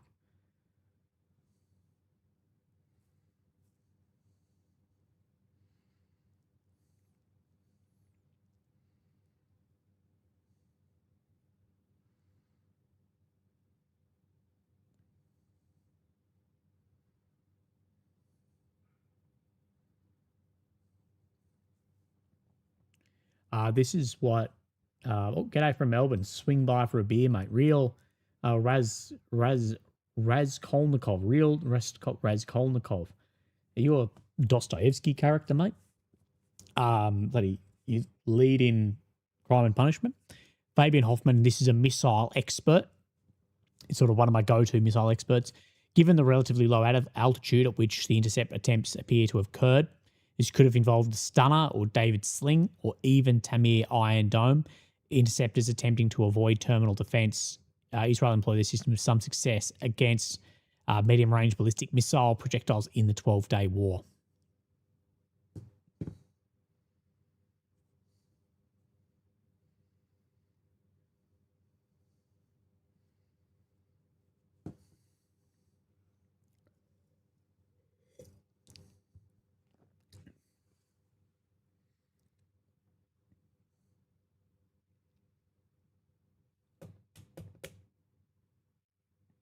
Big Surge says, cheering for the deaths of your own country's servicemen is a very important red line, which I'll never cross, no matter how strategically or morally disagreeable this particular war is.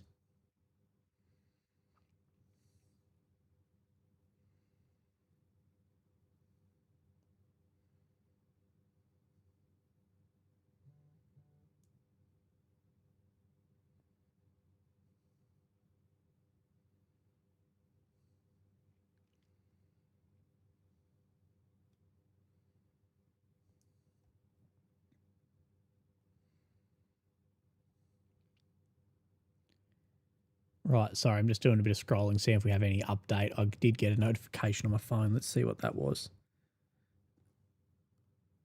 I had someone ask, are you staying up to watch Hegseth?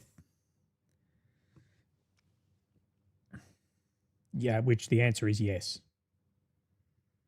I said yes for the cringe.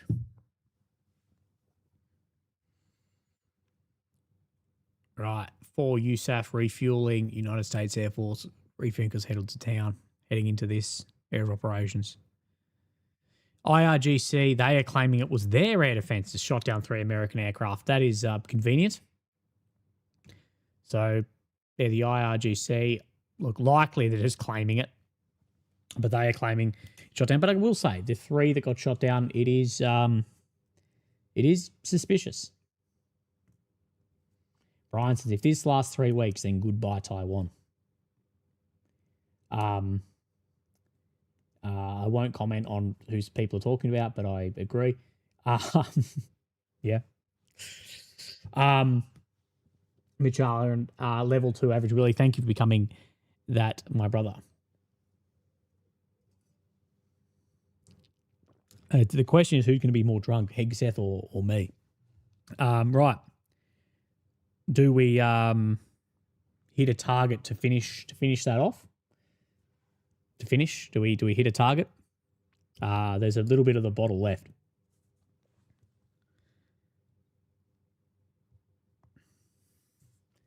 We'll set it at 300. I'll write it down as it comes in. So yeah, the IRGC, they are claiming it was their aircraft. Their air defense that shot down the aircraft.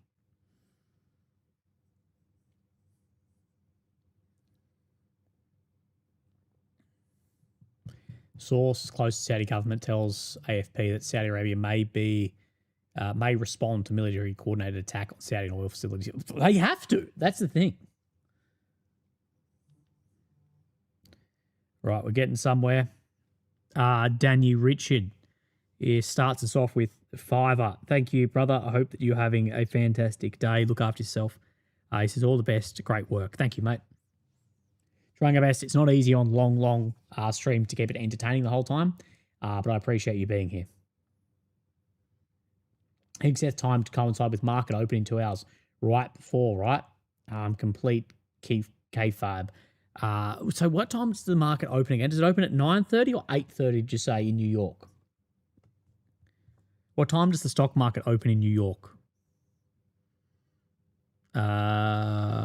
Trading starts 9:30 a.m. So an hour, so 90 minutes after he goes on. He'll probably be a little bit delayed, but 90 minutes following is when we'll see the stock markets open. Remember, we'll finish off that bottle once we reach the target. I thought it was 9. Shawnee says Alex Cristoforo is safe in Cyprus. Great. Excellent live discussion with Duran lads. I love you, Willie. Great work, mate. Thank you. I think I did a job to be proud of on the Duran. Honestly, I think I did a very, very good job. Yeah, I was stoked after that because I always get a little bit nervous about like I'm live. You know, am I going to say something silly? Because I do have a real problem with sometimes words just don't come to your head. So I'm glad with how that went.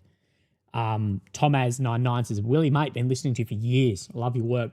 Question. Do you give any credence to Al Jazeera reporting? I like to bounce all my info from left and right.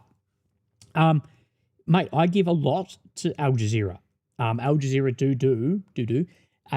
often they do a very good job. You just have to approach their media with a level of this is going to be biased. But Al Jazeera is no less biased than Fox or CNN or RT is. In my opinion, they're all in the same cesspit of bias. You just have to know which lens to apply when you read it. Thank you, Tomaz, mate. I hope you're having a fantastic day. Day Lamb 5142. Thank you very, very much. Justin says IRGC also claims 500 American kills. So obviously it's bullshit. Yeah, I've seen that claim around also. So wouldn't be surprised at all. Like I said, it's likely not. But the Americans really do need to look at if they had 3 aircraft go down at the same time and it was friendly fire air defense, they need to really, really look at that closely because that is serious. That is very severe. And this war, you need to remember that this is low pace. Again, I'm not saying Iran doesn't have a lot of systems. It does. But Iran is nothing on a country like China. And they need to sort out problems like that before you step into, if people are saying there's going to be a hot war against them, bits and pieces like that. So Legends, thank you very much. Someone brings up a good point. Remember, lads, we have 2,700 people. We only have 1,000 likes. So hit like, pump up those numbers. That just helps us get into the top of the algorithm. So it's free. Just hit like, click on the screen, bottom right, click thumbs up, and leave a comment. Get the chat. The chat always sits at about 28 per minute. Just keep that going a little bit, and that just actively pushes us up a little bit.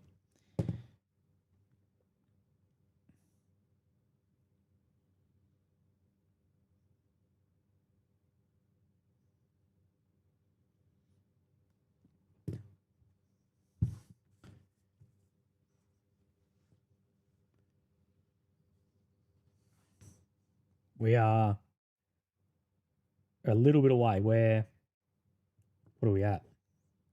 225 away. and I'm getting thirsty. The Duran show is truthful reporting. I had a great time with those boys, and hopefully I'll be back. Hopefully I'll be back in time with them. It'll also be good maybe to have those boys on my channel and pick their brains too. Do you think European countries will take part in this war? My question would be more to Bosgoro, will European countries take part in this war? With what? With what? They have no air defense. The Europeans could not scrape together 30 air defense interceptors, not systems, interceptors for Ukraine. The one impact I think we will see in this war in short term is I think we will see a lot more Iskander Russian strikes, along with others, but primarily those in Kiev, because there's just not going to be any interceptors left. Where are they coming from?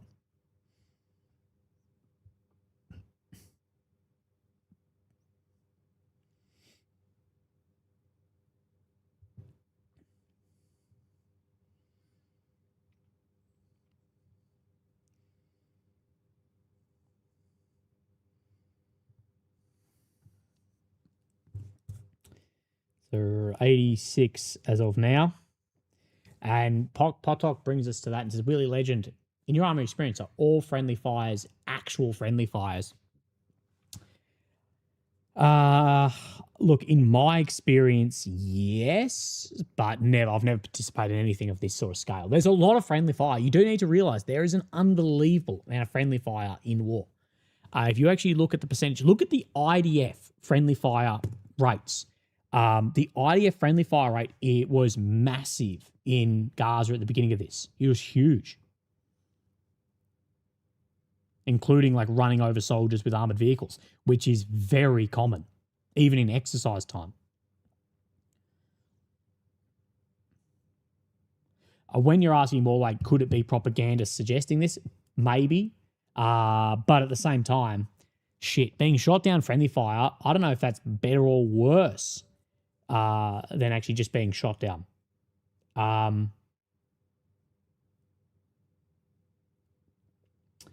IDF casualties were 17% were blue on blue friendly fire in 2023, 2024. So, we're talking 17% is friendly fire, which is a very high percent.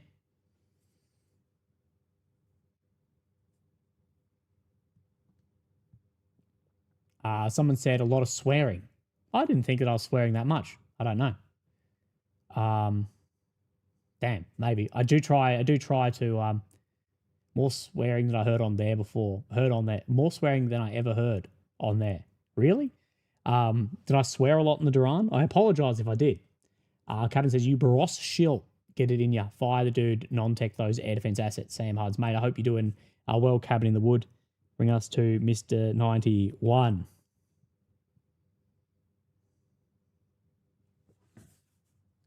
I do honestly try not to swear, but sometimes I do. Trying to tell an Australian not to swear is racist, legitimately. I didn't think I swore on the Duran much at all. Can't see a Duran video. Can someone share? Zania Anier, go on the Duran profile and click on the live tab. So you see videos, community, and then live. Click on live. Don't swear too much to swear, mate. I swear a lot. I'm Australian. I'm an Australian soldier. So 17% is 1 in 6. So yeah, the IDF in Gaza was 1 in 6 friendly fire. You need to remember that friendly fire is more common than people would like to think.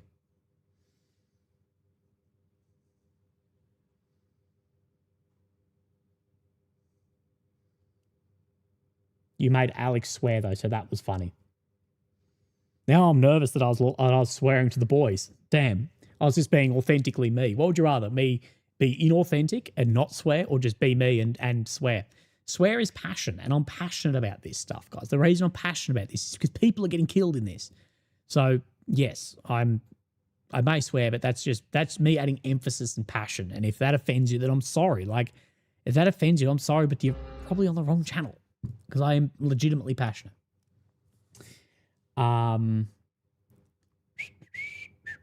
Let's have a look. Willie What was that? Respect from Scotland. Someone says Pete is live. He shouldn't be live. Thanks for everything you do. Why do you think Australian media hasn't touched on the grand strategy liability this has for Australia? Surely the more weaponry the US use in the Middle East, the less for Asia. Yeah, Matthew, absolutely. But, bro, look who owns all of the Australian media. Come on. Thank you, though, man, for your donation. But, yeah, just look one step back and you get it. What anti-air equipment does Iran have had? Mostly, you did, well, 1 in 4 word ratio. That's not bad. They did, is he actually live? Shit. They did have a lot of S-300. A lot got destroyed in the 12-day war. Beyond that, we don't really know. Americans are very, very special about swearing. I will say that. Americans get more offended about swearing in the C word than they do about a school getting fucking shot up. I'm dead serious on that. Like, don't take that as sarcasm. I'm dead serious about that. Inbred Penguin, Willy Time. Thank you, bro. I forgot to add... Oh, did I forget to add these? Damn. Yeah, we're going to add these, even if I... So that's 1, 2, 3. So we're almost halfway. And then Inbred Penguin brings us to 1, 3, 3.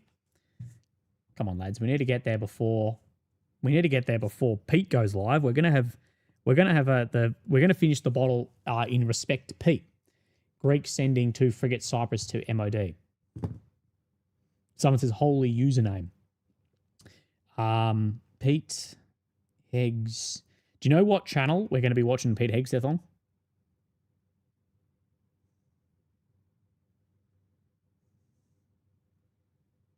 If Pete is live, where can I find it? Is it White House?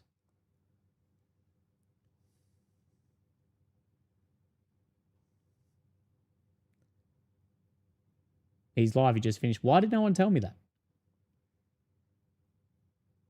Damn. We better not have... What time? Time ET. He's not meant to be live for another half an hour. Zayden Ryan.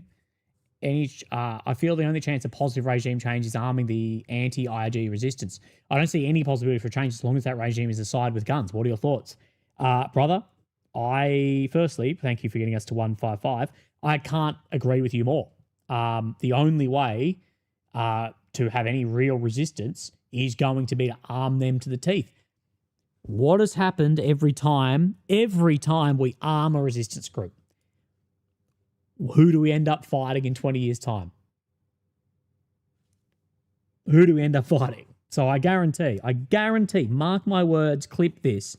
If we start arming resistance groups in Iran, which I agree that I think is the only real way to overthrow the regime, and I may agree with it short term, I guarantee in 20 years we're going to be coming back here, we will meet, Iranian nuclear weapons will be imminent again, and that's who we'll be fighting. Look at Pakistan, Mujahideen, Soviets, Afghanis, Taliban, blah, blah, blah, blah, blah. You understand it. VTFGS, thank you, brother. Message retracted, but thank you, mate. But this time it'll work. This is the thing with all these, I love all these conservative YouTubers who are like, for the last decade, they've been banging on about Iraq this, we shouldn't be in there, that, blah, blah, blah. We do literally the exact same play. We talk about oil, rights, and weapons of mass destruction. And now all of these right-wing figures are like, it's going to work this time. Like, brother, all these people the last 10 years have been like, we need to be isolationist. We need to put us first. We must do this. We can't repeat Iraq, blah, blah, blah. They took out the only guy who would talk against it. If Charlie Kirk got whacked and his missus is going around on a fucking shake her ass tour with a fucking sequin suit and fucking IRGC style fireworks going off. He was the only one that would actually call out the bullshit, so remove him. And then now we're pro-war again, pro-intervention of the exact same paint by numbers that we did last time.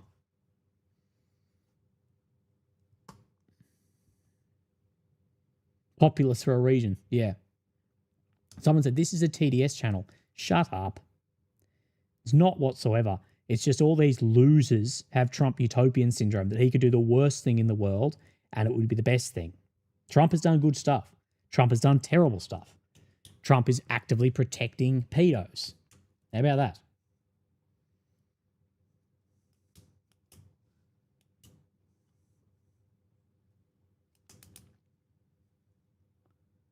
BB holds vials. Likely. Trolls in the chat being precious. Yeah. Nothing offends someone like speaking facts they don't agree with, like someone who tries to defend the freedom of speech. The most offended people I see by speech are those who preach for the freedom of speech. Remember, if you're truly pro freedom of speech, you must agree with speech that which you don't agree with. Again, it doesn't matter if you're pro freedom of speech only when a speech of which you agree with, that actually means nothing.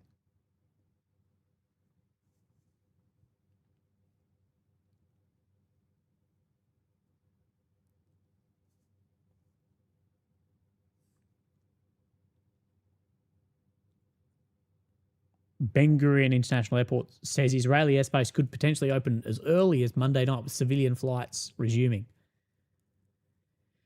CENTCOM has said a fourth US service member has been killed during combat operations. During combat operations? Trump, nobody could have done this but me. Right. Medic, 9544, mate. Love to see you on our daily, basically our daily messages backwards and forth on Instagram. It says, your gongs. How could I forget? Gongs are medals, like a military medal, for those who don't understand the term. Can't believe your coverage and still keeping up with Ukraine news on your own. If you had to say, how's this all end? Love you, brother. Proud of you. Love you too, mate. Stoked to get a coffee with you the other day. It was fantastic. Pity you couldn't make the party afterwards. How's this all end? Mate, Bob's your uncle of how this ends. I don't really know. What do I think? I think that this will end in a decade. I think that in a decade we'll look back and say this should never have started. But I don't know the exact end, but I think we will live to see this as difficult. Geostone brings us to 175. We're over halfway. Willie, an interesting point on the Middle East would be to have Syria Gulf X give you a different perspective on current events. Thanks. Yeah, the problem is, Geostone, it's always a hard balance between people that just want to discuss like really open propaganda, and I do see that she often really ignores some, really participates in a lot of cognitive dissonance around the reality when assessing this versus assessing other pieces.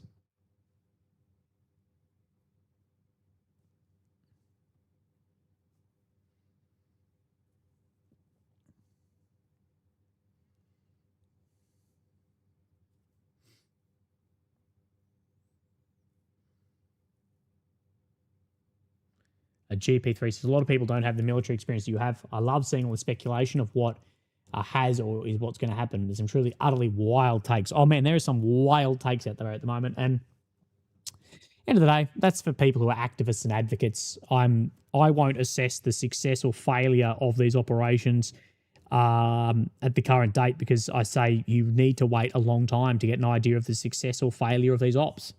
Like, for instance, currently it looks like Russia's war in Ukraine has been a failure as far as trying to gain the ability to leverage Ukrainian politics and the ability to bring the state to its knees and take a specific area. But on the other hand, if the war in time breaks apart NATO and the credibility of it, that's a larger win than Putin's wet dreams. So one of the biggest things I always need to say was you always need to be patient when assessing wins and losses.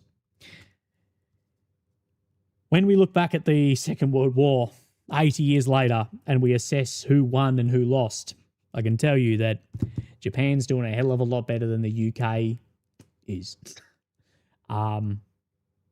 Dommy brings us to 180 on our path to being Hegseth. How much footage do you think is sensitive to the impacts across the theatre of war? It seems we only see far-off impacts. I think it's heavily censored as censorship, mostly in Israel, I think, with trying to hide what we may refer to as operational security, I guess, and rumor int.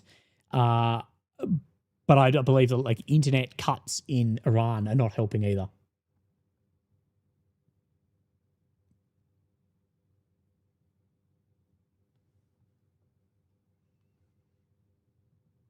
It's going to be ridiculous if we win the geopolitical war but lose the domestic war at home. Yeah. What do you think people are worried about? That there is a real situation where the Western states are too busy looking outwards. They win all these wars internationally and then lose at home.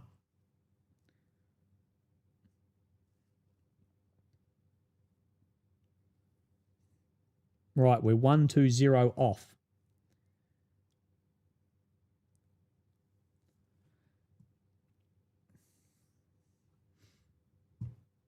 US tanker hit on Ausint. Right, let's have a look. I actually should have brought up Ausint Defender previously.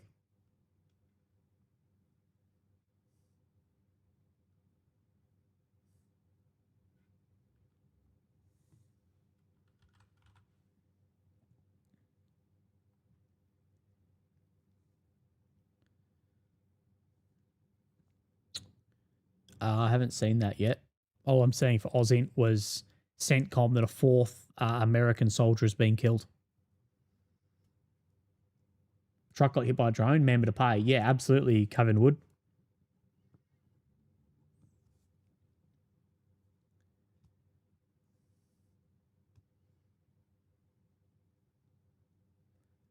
Marcus Aurelius, everything we hear is an opinion, not a fact. Everything we see is a perspective, not the truth. Fantastic, mate. Great quote. A very intelligent man who has outlived himself 100 times over.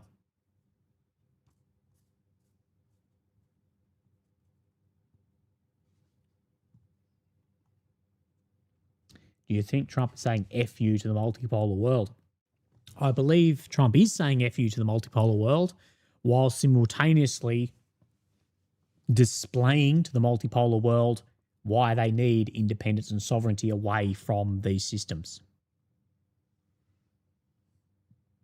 Nothing has fought back against the multipolar world as adamantly as Trump, but no one has bought in the multipolar order as quickly as Trump has either.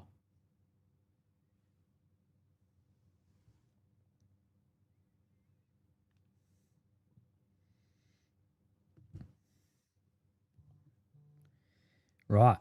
No need to name drop, but thank you for the good work on the PayPal. Thank you, brother. I really appreciate that. No need to name drop.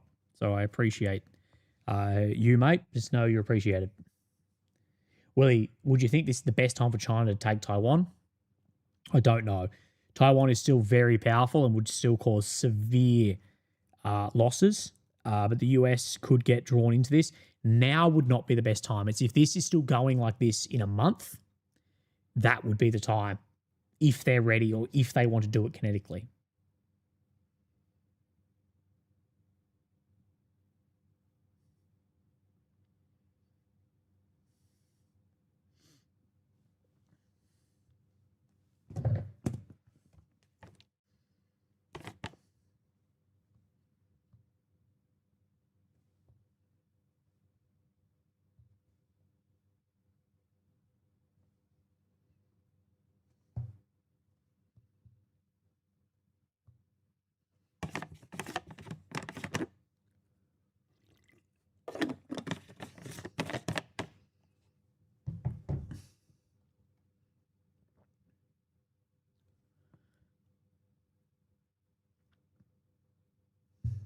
Right.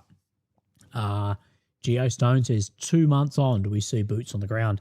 Geostone, honestly, mate, if in 2 months we are still seeing this, that's the point of which there will be a force to have boots on the ground, honestly. If in 2 months there's still just back and forth strikes, it's going to show I think a lot of evidence that this is not going to be done through strategic capabilities. Xander says, another question. Even if the regime change is a non-starter, can it be considered a net win that Iran is making enemies of neighbouring Arab states through their counteroffensive? Oh, potentially so. Maybe so. But at the end of the day, these surrounding states, they're more, as they have shown, they are significantly more interested in making money than they are in partnering with or against states. They put making money as a priority, and they will work with the devil himself if it makes the money. Just like Ricky Gervais said at the Grammys, if the Taliban started a streaming service, you would give your manager a call. And that's how these states work. They will sell to whoever that'll make the money.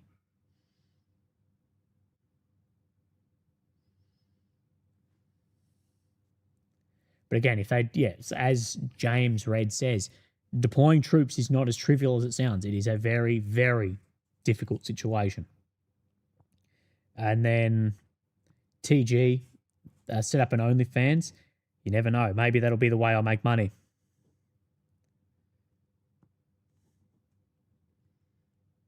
Right, we are very close to the target.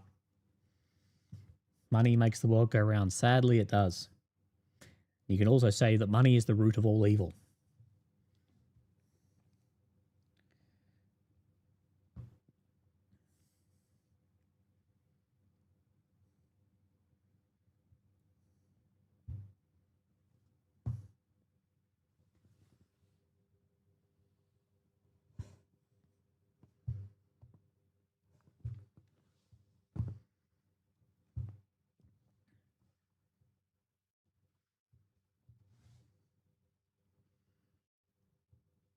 So Weeb Union, quoting Clash Report, has said Europe gas prices have surged 50% after Qatari LNG production halts.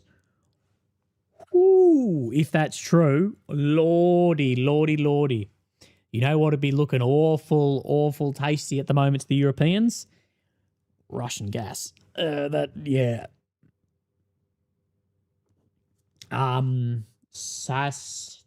Galika. It's a little bit funny. After the first few strikes in Iran, some people said there wasn't going to be a war. After that, cough, cough. Asmongold, really? Did he say that there wasn't going to be a war after the first strikes? This is the thing. A lot of these people don't understand. They may be very smart political guys. They don't understand war. They don't understand the depth that modern states actually have.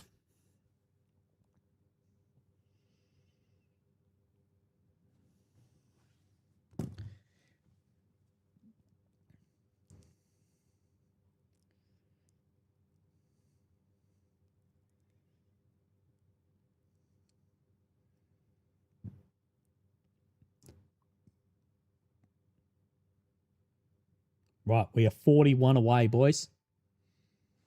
Okay, with that, we are 36 away. No need to name drop. I'd just like to say Mel Gibson did nothing wrong. Thank you. Thank you for the donation, legend. Appreciate that.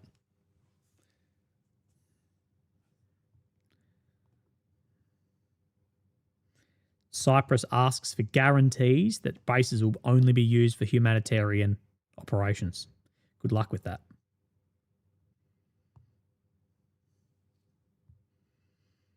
People are still skydiving in Dubai regardless of strikes. Fair enough, you're on a holiday. I do wonder if anyone here, because we have had a couple of people who have said that they are currently stuck in Dubai. I wonder what can someone fill us in on what your situation is or what you're planning to do?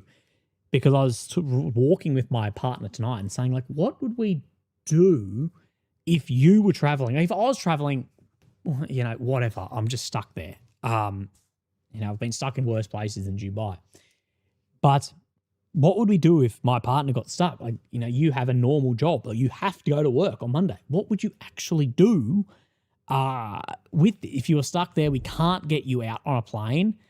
The flights from Oman apparently are costing in the dozens of thousands of dollars. You know, what do we do? Do we just hold you there? You know, woof, difficult. Repeated US strikes on Tehran.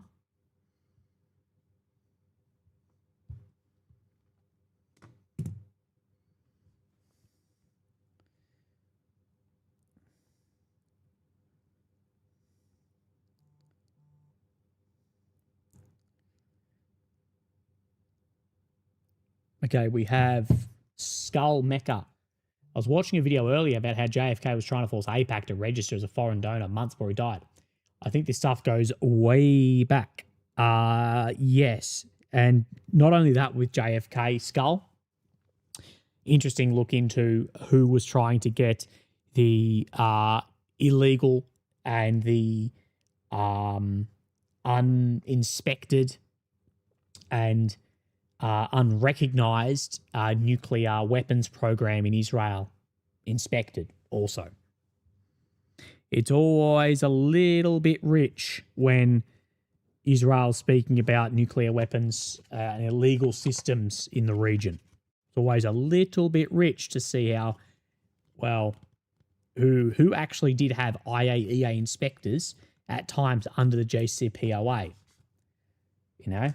Yeah. Right. Last one from Mr. Burns Medals. Next war zone. Take me as your medic. I'll have IV bags primed for drone injuries and or hangovers. I think more likely IV bags ready to rock and roll for hangovers, brother. Do you think this can make a difference in midterms in USA? I don't think it's going to make a difference because I think the midterm was already decided, but this is going to make it even worse. So a difference would mean he was going to win and now is going to lose. I think the midterms are already going to be a bloodbath. Right. Emmons says, going to bed, mate. Thanks for your time and sincerity and for your humanity. Catch you later, bud. Thank you, Emmon, brother. I appreciate that. Right. What time is it, ET? It is 7:53. Okay, that means that Hegseth is on his 7 minutes. I'm going to go do a refill and finish off that red, and then I'll be back in a second. So give me a couple of minutes, and then we'll watch Hegseth.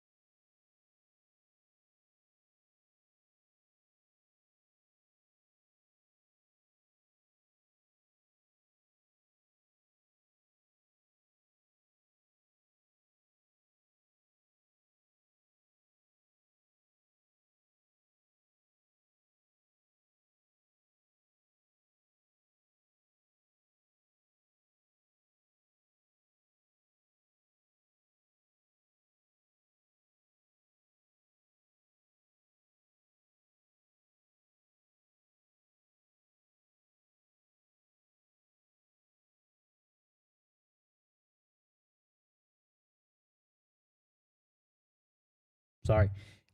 Wadey says 3 US fighters down by Kuwaiti air defense. Yeah. We've seen that news as well, mate.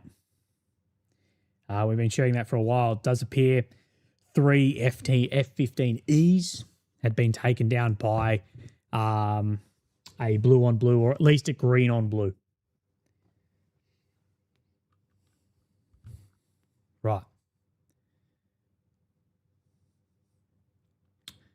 Just going to go back to this screen for a second. I'm going to bring up the White House's YouTube channel because I believe it is 5 minutes until we see Mr. Pete come online. Live. Right. Is it going to be on the White House YouTube channel, you think?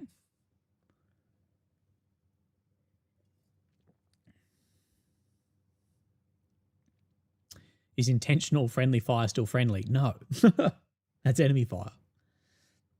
Got a mate stuck in Dubai. There's still a bunch of people outside his apartment chilling on the beach. Oh, yeah, dude. Seriously, like, realistically, look at it like a numbers game.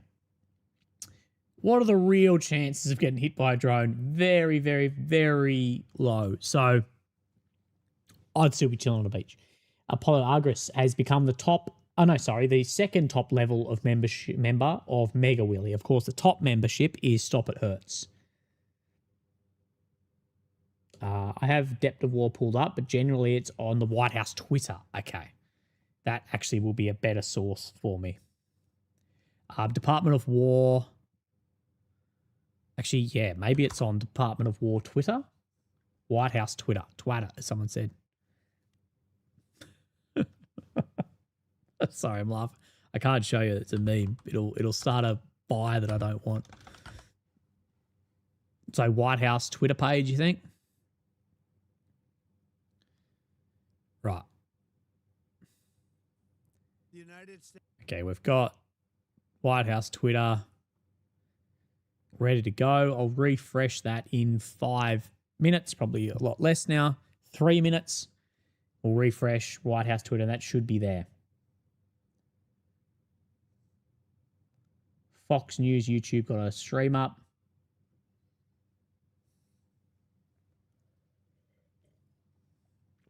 Right, let me find, just in case we can't find it.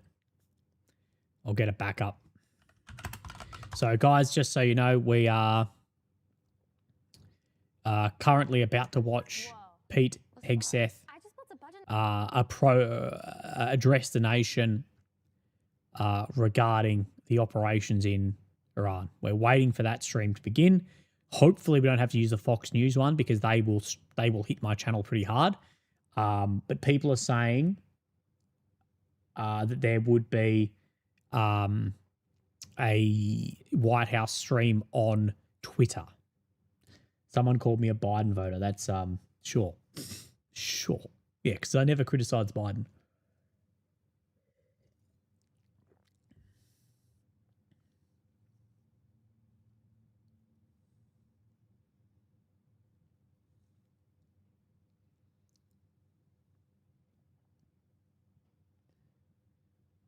Right, we have our glass ready to go.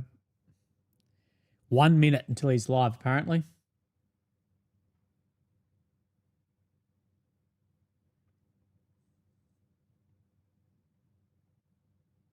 Still waiting to begin. Is Department of War maybe too? Would they have it? Is that on YouTube or X?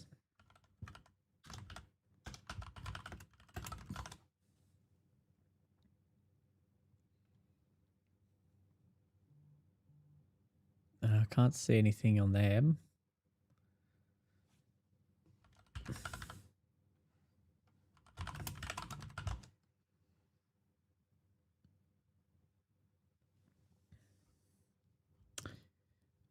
Right, time for my 8 a.m. cigarette break from Michael. Thank you, Mike. I hope you're having a great day. Willie, the estimated ballistic missile stock is 2,000 in Iran. If they even half that, they can send out, for how long can they last? Oh, they can last months. Well, weeks at least, but the pace will likely reduce. Stream started where? Oh, because I'm not seeing it. It's on Fox right now, right? Right, let's close that. Live. Yeah, Fox is live, but they haven't got anything up. I'm just seeing this on Fox. Is that right? Not started yet. Yeah, I'm hoping that like the White House and Department of War would put it up.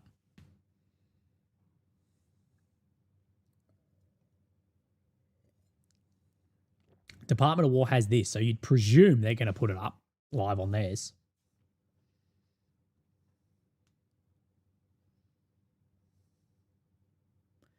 Someone says Department of War on YouTube. Yeah, I'm on the Department of War YouTube. I've got that up here. Right. We have Department of War YouTube up in case it doesn't go up on the Department of War Twitter. You'd think that Elon, being basically a White House shill oligarch, would be pushing for all of this to be on his platform. It's not live yet. No. But we do have this. So I am just tracking and monitoring this at the moment. Secretary of War press conference. It says live. Yeah, it says live, but it doesn't mean they're actually speaking. So someone can tell me when they're actually speaking. That'd be really handy.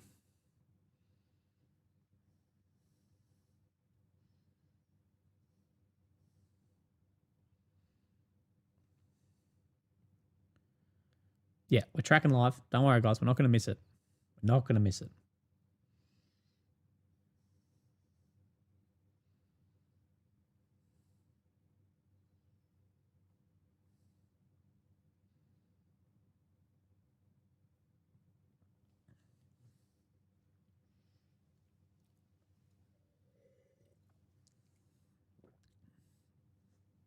Settle, guys. Pour yourself a glass of wine. We'll go from there.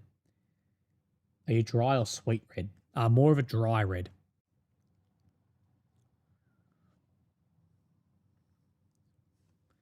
Did I miss a... No, I didn't. That's good.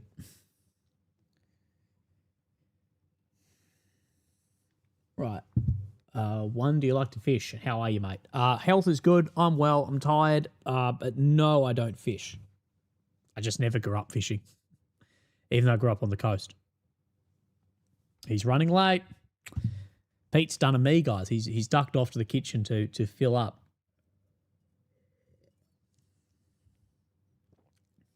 They're coming out now. Not yet.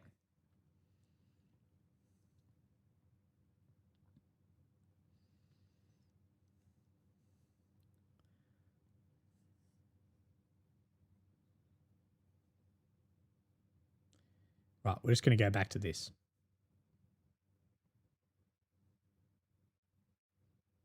Imagine if this dude was just swiping on. Well, now we know this guy's phone code. Imagine he's just swiping on Tinder. Oh, right.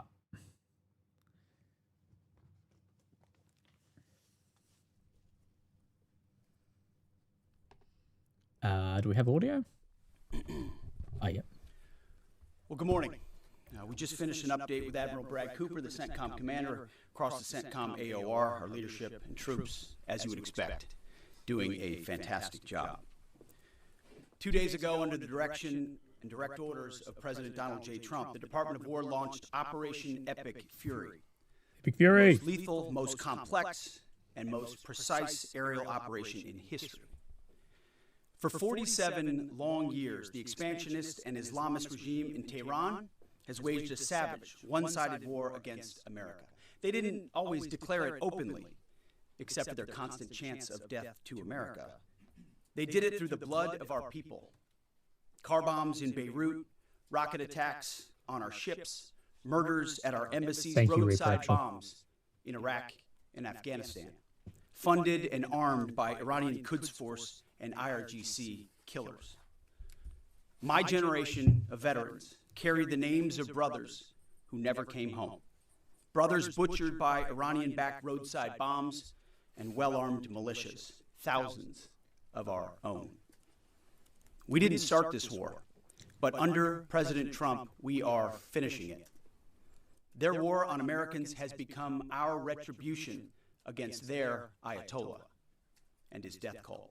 Wasn't it nuclear weapons? It took the 47th president, a fighter who always puts America first, to finally draw the line after 47 years of Iranian belligerence.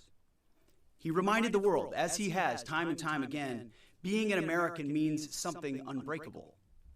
If you kill Americans, if you threaten Americans anywhere on earth, we will hunt you down without apology and without hesitation, and we will kill you. President Trump has also been very consistent Crazy regimes like Iran, hell-bent on prophetic Islamist delusions, cannot have nuclear weapons. It's common sense. They were Many have said obliterated it, last year. but it takes guts to actually enforce it, and our president has guts. Iran's stubborn and self-evident nuclear pursuits, their targeting of global shipping lanes, and their swelling arsenal of ballistic missiles and killer drones are no longer tolerable risks. Iran was building powerful missiles and drones to create a conventional shield for their nuclear blackmail ambitions. Let me say that again. Keep listening, A guys. conventional shield for their nuclear blackmail ambitions. Our bases, our people, our allies, all in their crosshairs. Iran had a conventional gun to our head as they tried to lie their way. Turns out the regime who chanted death to America, Israel. This is not a so-called regime change war, but the regime sure did change. It hasn't And the changed. world is better off for it. The regime hasn't changed. Today, in their desperation, the enemy is unmasked. As Iranian missiles and drones rain down indiscriminately on the hotels, airports, apartments, and other civilian targets of their neighbors. Cowardly terrorist tactics from a regime that for decades has trafficked in cowardly terrorist tactics, lies, death, and destruction to this day. The Iranian leadership has built nothing except proxies and missiles and drones and deeply buried nuclear factories and facilities. Peaceful nuclear ambitions do not need to be buried underneath mountains. Last June, Operation Midnight Hammer obliterated their nuclear program to rubble. Afterward, we told them plainly, that's it, now make a deal. They arrogantly refused. We said, rebuild it, and we'll stop you again, this time far worse. Well, President Trump, Secretary Rubio, Steve Witkoff, Jared Kushner, they bent over backwards for real diplomacy, offering pathway after pathway to peace. I watched it. I was there. They tried over and over and over again earnest attempts at peace. The former regime had every chance to make a peaceful and sensible Still deal. the same regime. It's just a But different Tehran regime. was not negotiating. They were stalling, buying time to reload their missile stockpiles and restart their nuclear ambitions. Their goal, hold us hostage, threatening to strike our forces. Well, President Trump doesn't play those games. And as Secretary Rubio said after the Maduro raid, if you don't know, now you know. President Trump puts America and Americans first. He doesn't hesitate, and neither do our troops. The mission of Operation Epic Fury is laser-focused. Destroy Iranian offensive missiles, destroy Iranian missile production, destroy their navy and other security infrastructure, and they will never have nuclear weapons. We're hitting them surgically, overwhelmingly, and unapologetically. With every passing day, our capabilities get stronger and Iran's get weaker. We set the terms of this war, from start to finish. Our ambitions are not utopian. They are realistic, scoped to our interests and the defense of our people and our allies. Speaking of people, we hope the Iranian people take advantage of this incredible opportunity. President Trump has been clear, now is your time. To Iranian security forces, choose wisely. President Trump has also been clear about your fate in either direction. To the media outlets and political left screaming endless wars, stop. This is not Iraq. This is not endless. I was there for both. Our generation knows better, and so does this president.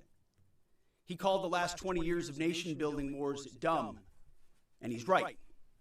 This is the opposite.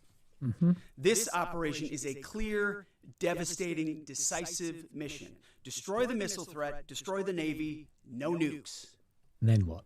Israel has clear missions as well, for which we are grateful. Capable partners, as we've said since the beginning. Thank you, Alex. Capable partners are good partners.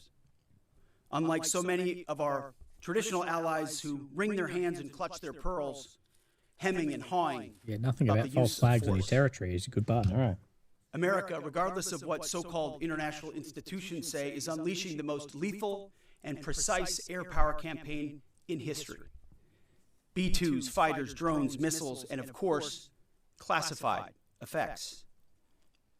All on our terms, with maximum authorities. No stupid rules of engagement, no nation-building quagmire, no democracy-building exercise, no politically correct wars. We fight to win, and we don't waste time or lives. As the President warned, an effort of this scope will include casualties. War is hell, and always will be. A grateful nation honors the 4 Americans we have lost thus far and those injured. Skull, good point. The absolute best of America. May we prosecute the remainder of this operation in a manner that honors them. No apologies, no hesitation, epic fury for them and the thousands of Americans before them, taken too soon by Iranian radicals. Before I turn it over to General Kane for the operational update, let me speak straight to you, the Joint Force, our warriors on the front lines. This is your moment. This is the generational turning point America has waited for since 1979, and since the rudderless wars of You hubris did that in 1979. our generation endured. Don't listen to the noise. Just stay focused. Our commander-in-chief is steady at the wheel. We face a determined enemy, but you are better. But we must prove it every single day. History doesn't care if we're tired, if we're scared, or if the fight feels big. It demands warriors who rise anyway.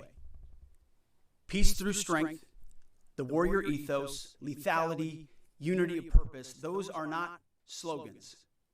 They're the beating heart of what it means to wear the uniform, that uniform.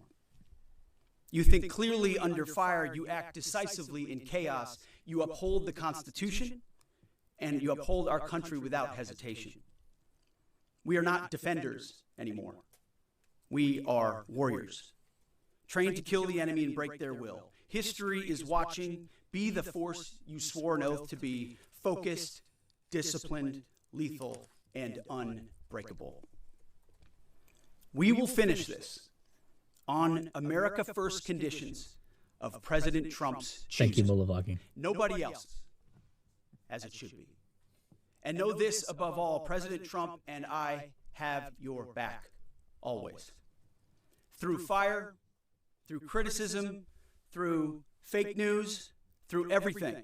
We unleash you because you are the best, most powerful, most lethal fighting force the world has ever seen.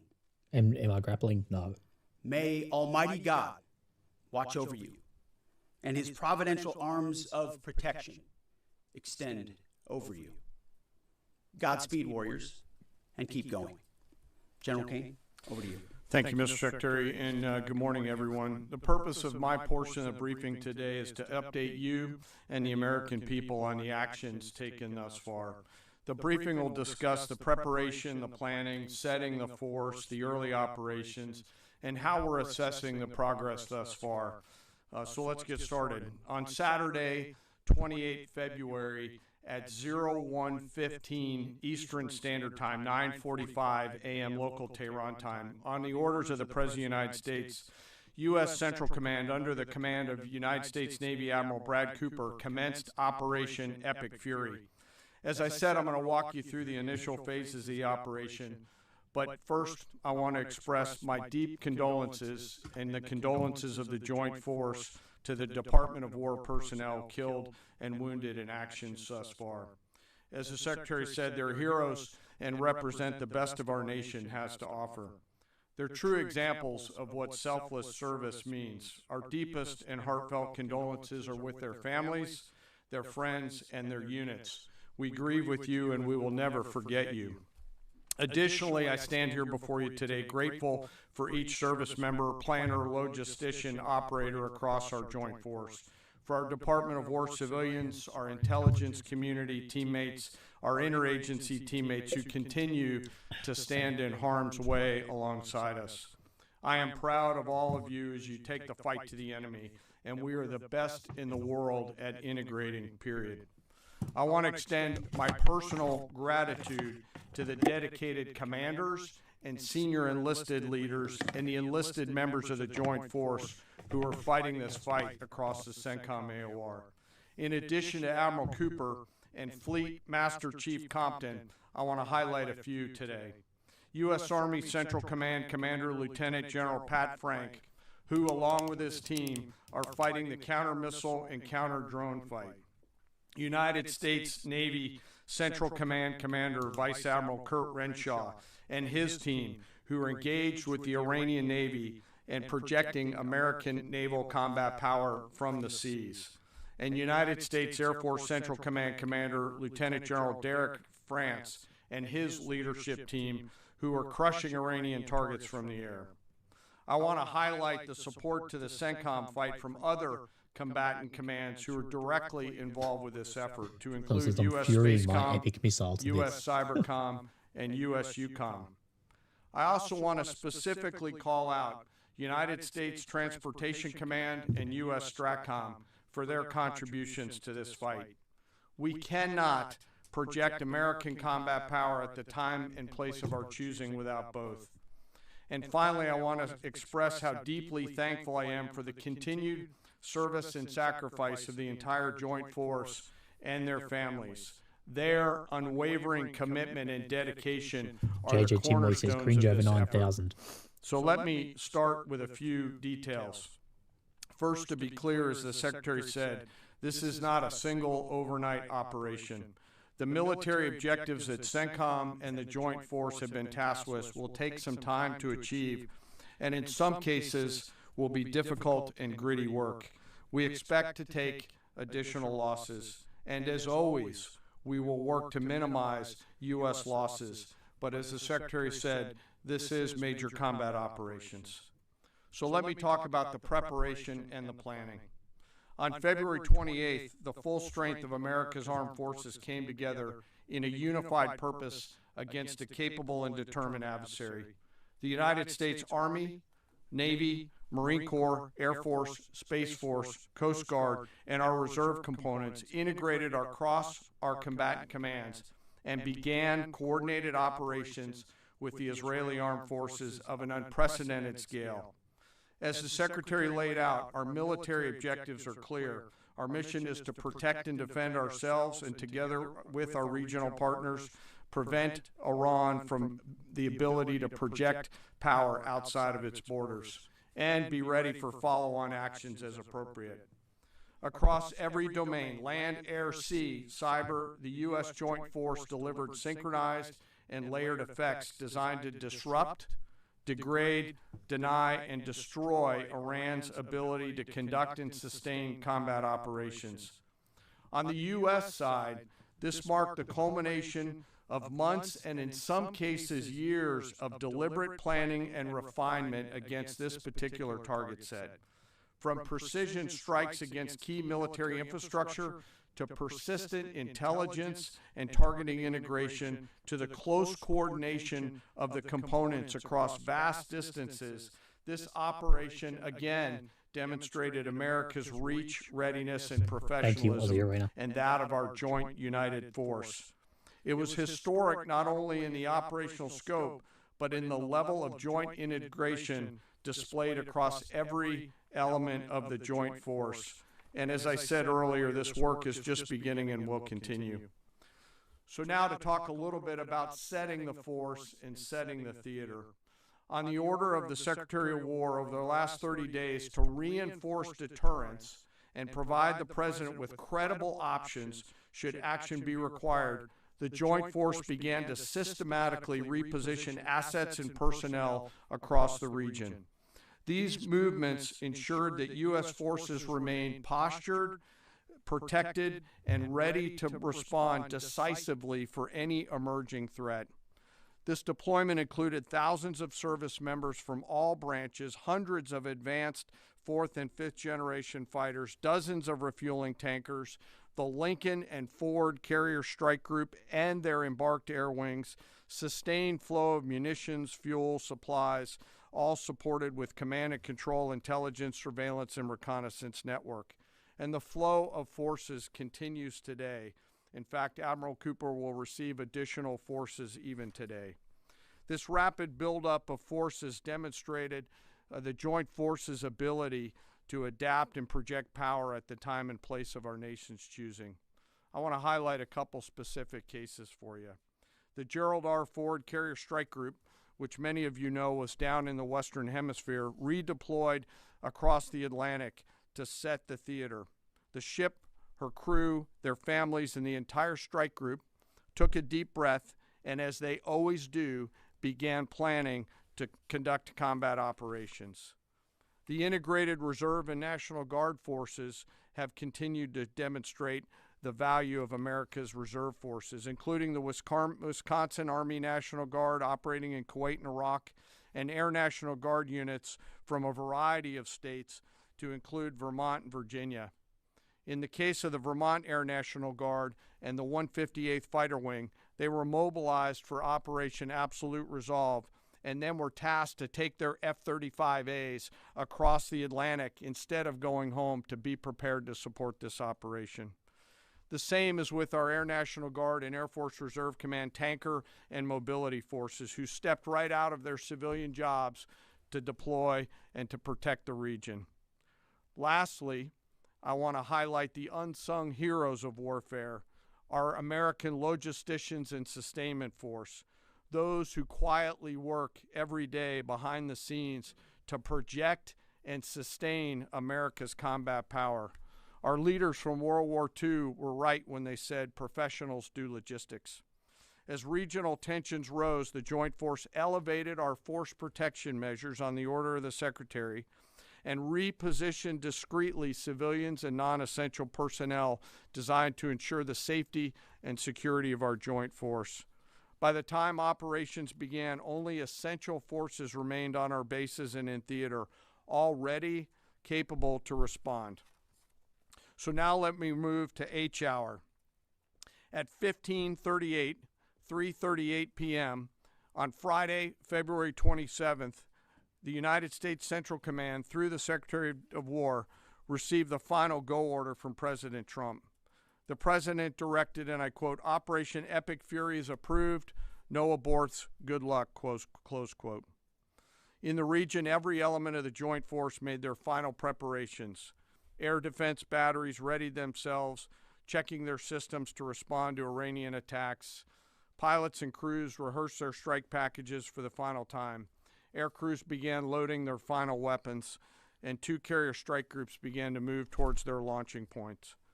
Across the globe, our operations centers came alive in Tampa, Florida, here at the Pentagon, and of course forward in the Central Command AOR. As always, operational security was paramount as we sought to maintain and sustain the element of surprise. This operation was highly classified so that at H hour, the enemy would see one thing: speed, surprise, and violence of action. The first movers were U.S. Cybercom and U.S. Spacecom, layering non-kinetic effects, disrupting and degrading and blinding Iran's ability to see, communicate, and respond. At H hour, the beginning of major combat operations, 01:15 local Eastern Daylight Time, 9:45 local AM Tehran time, as dawn crept up across the Central Command AOR, the skies surged to life. More than 100 aircraft launched from land, sea, fighters, tankers, airborne early warning, electronic attack, bombers from the States, and unmanned platforms, forming a single synchronized wave.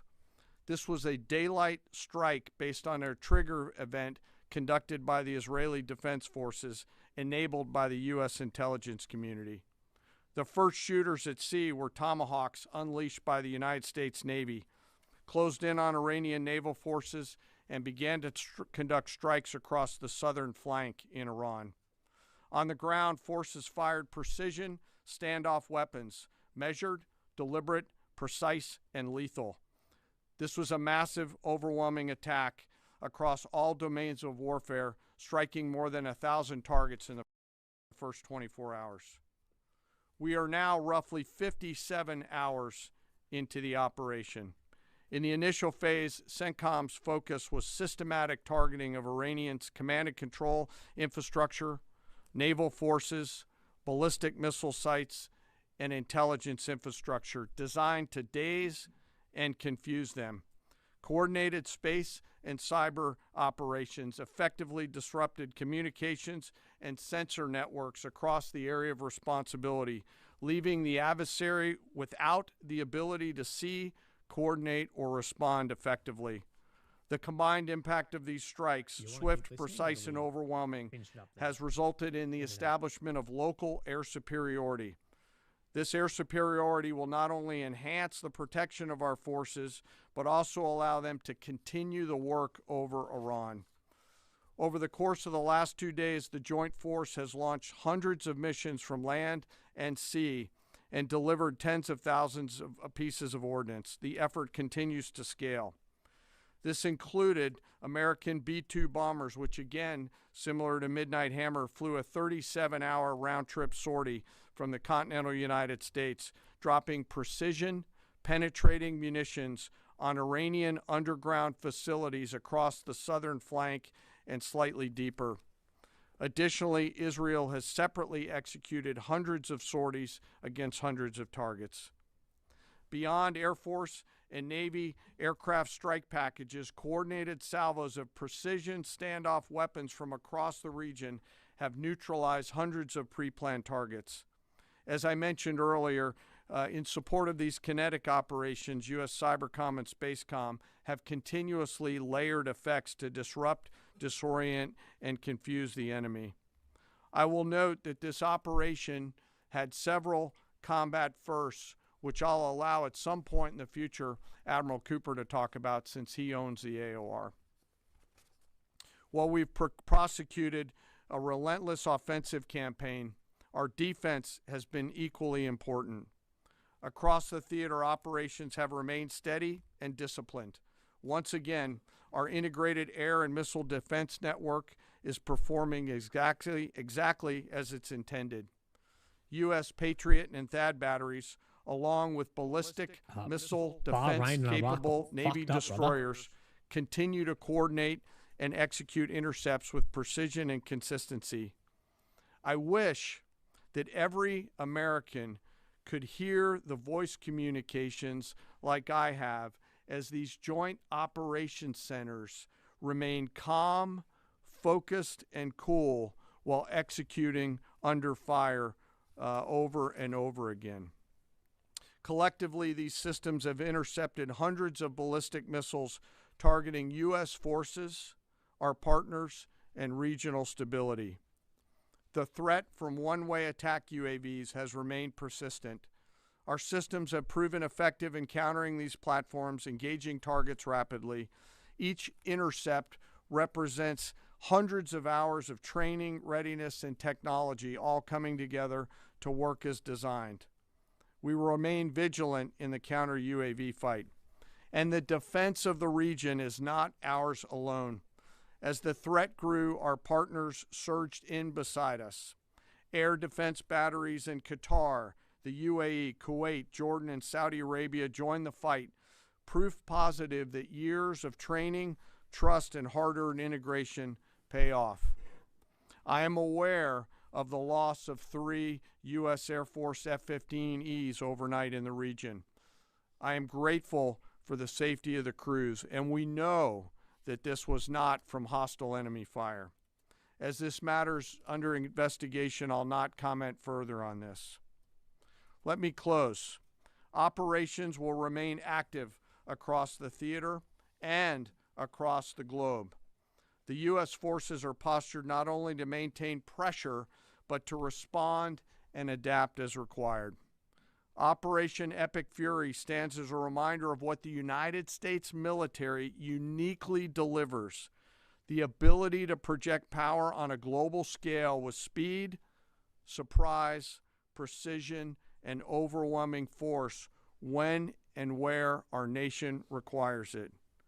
What we've demonstrated over the past several days reflects years of investment in readiness, joint integration, and professionalism of the Joint Force. As major combat operations continue across CENTCOM, we remain engaged globally. America's Joint Force retains the credibility, capacity, and flexibility to respond to any contingency anywhere in the world at any time.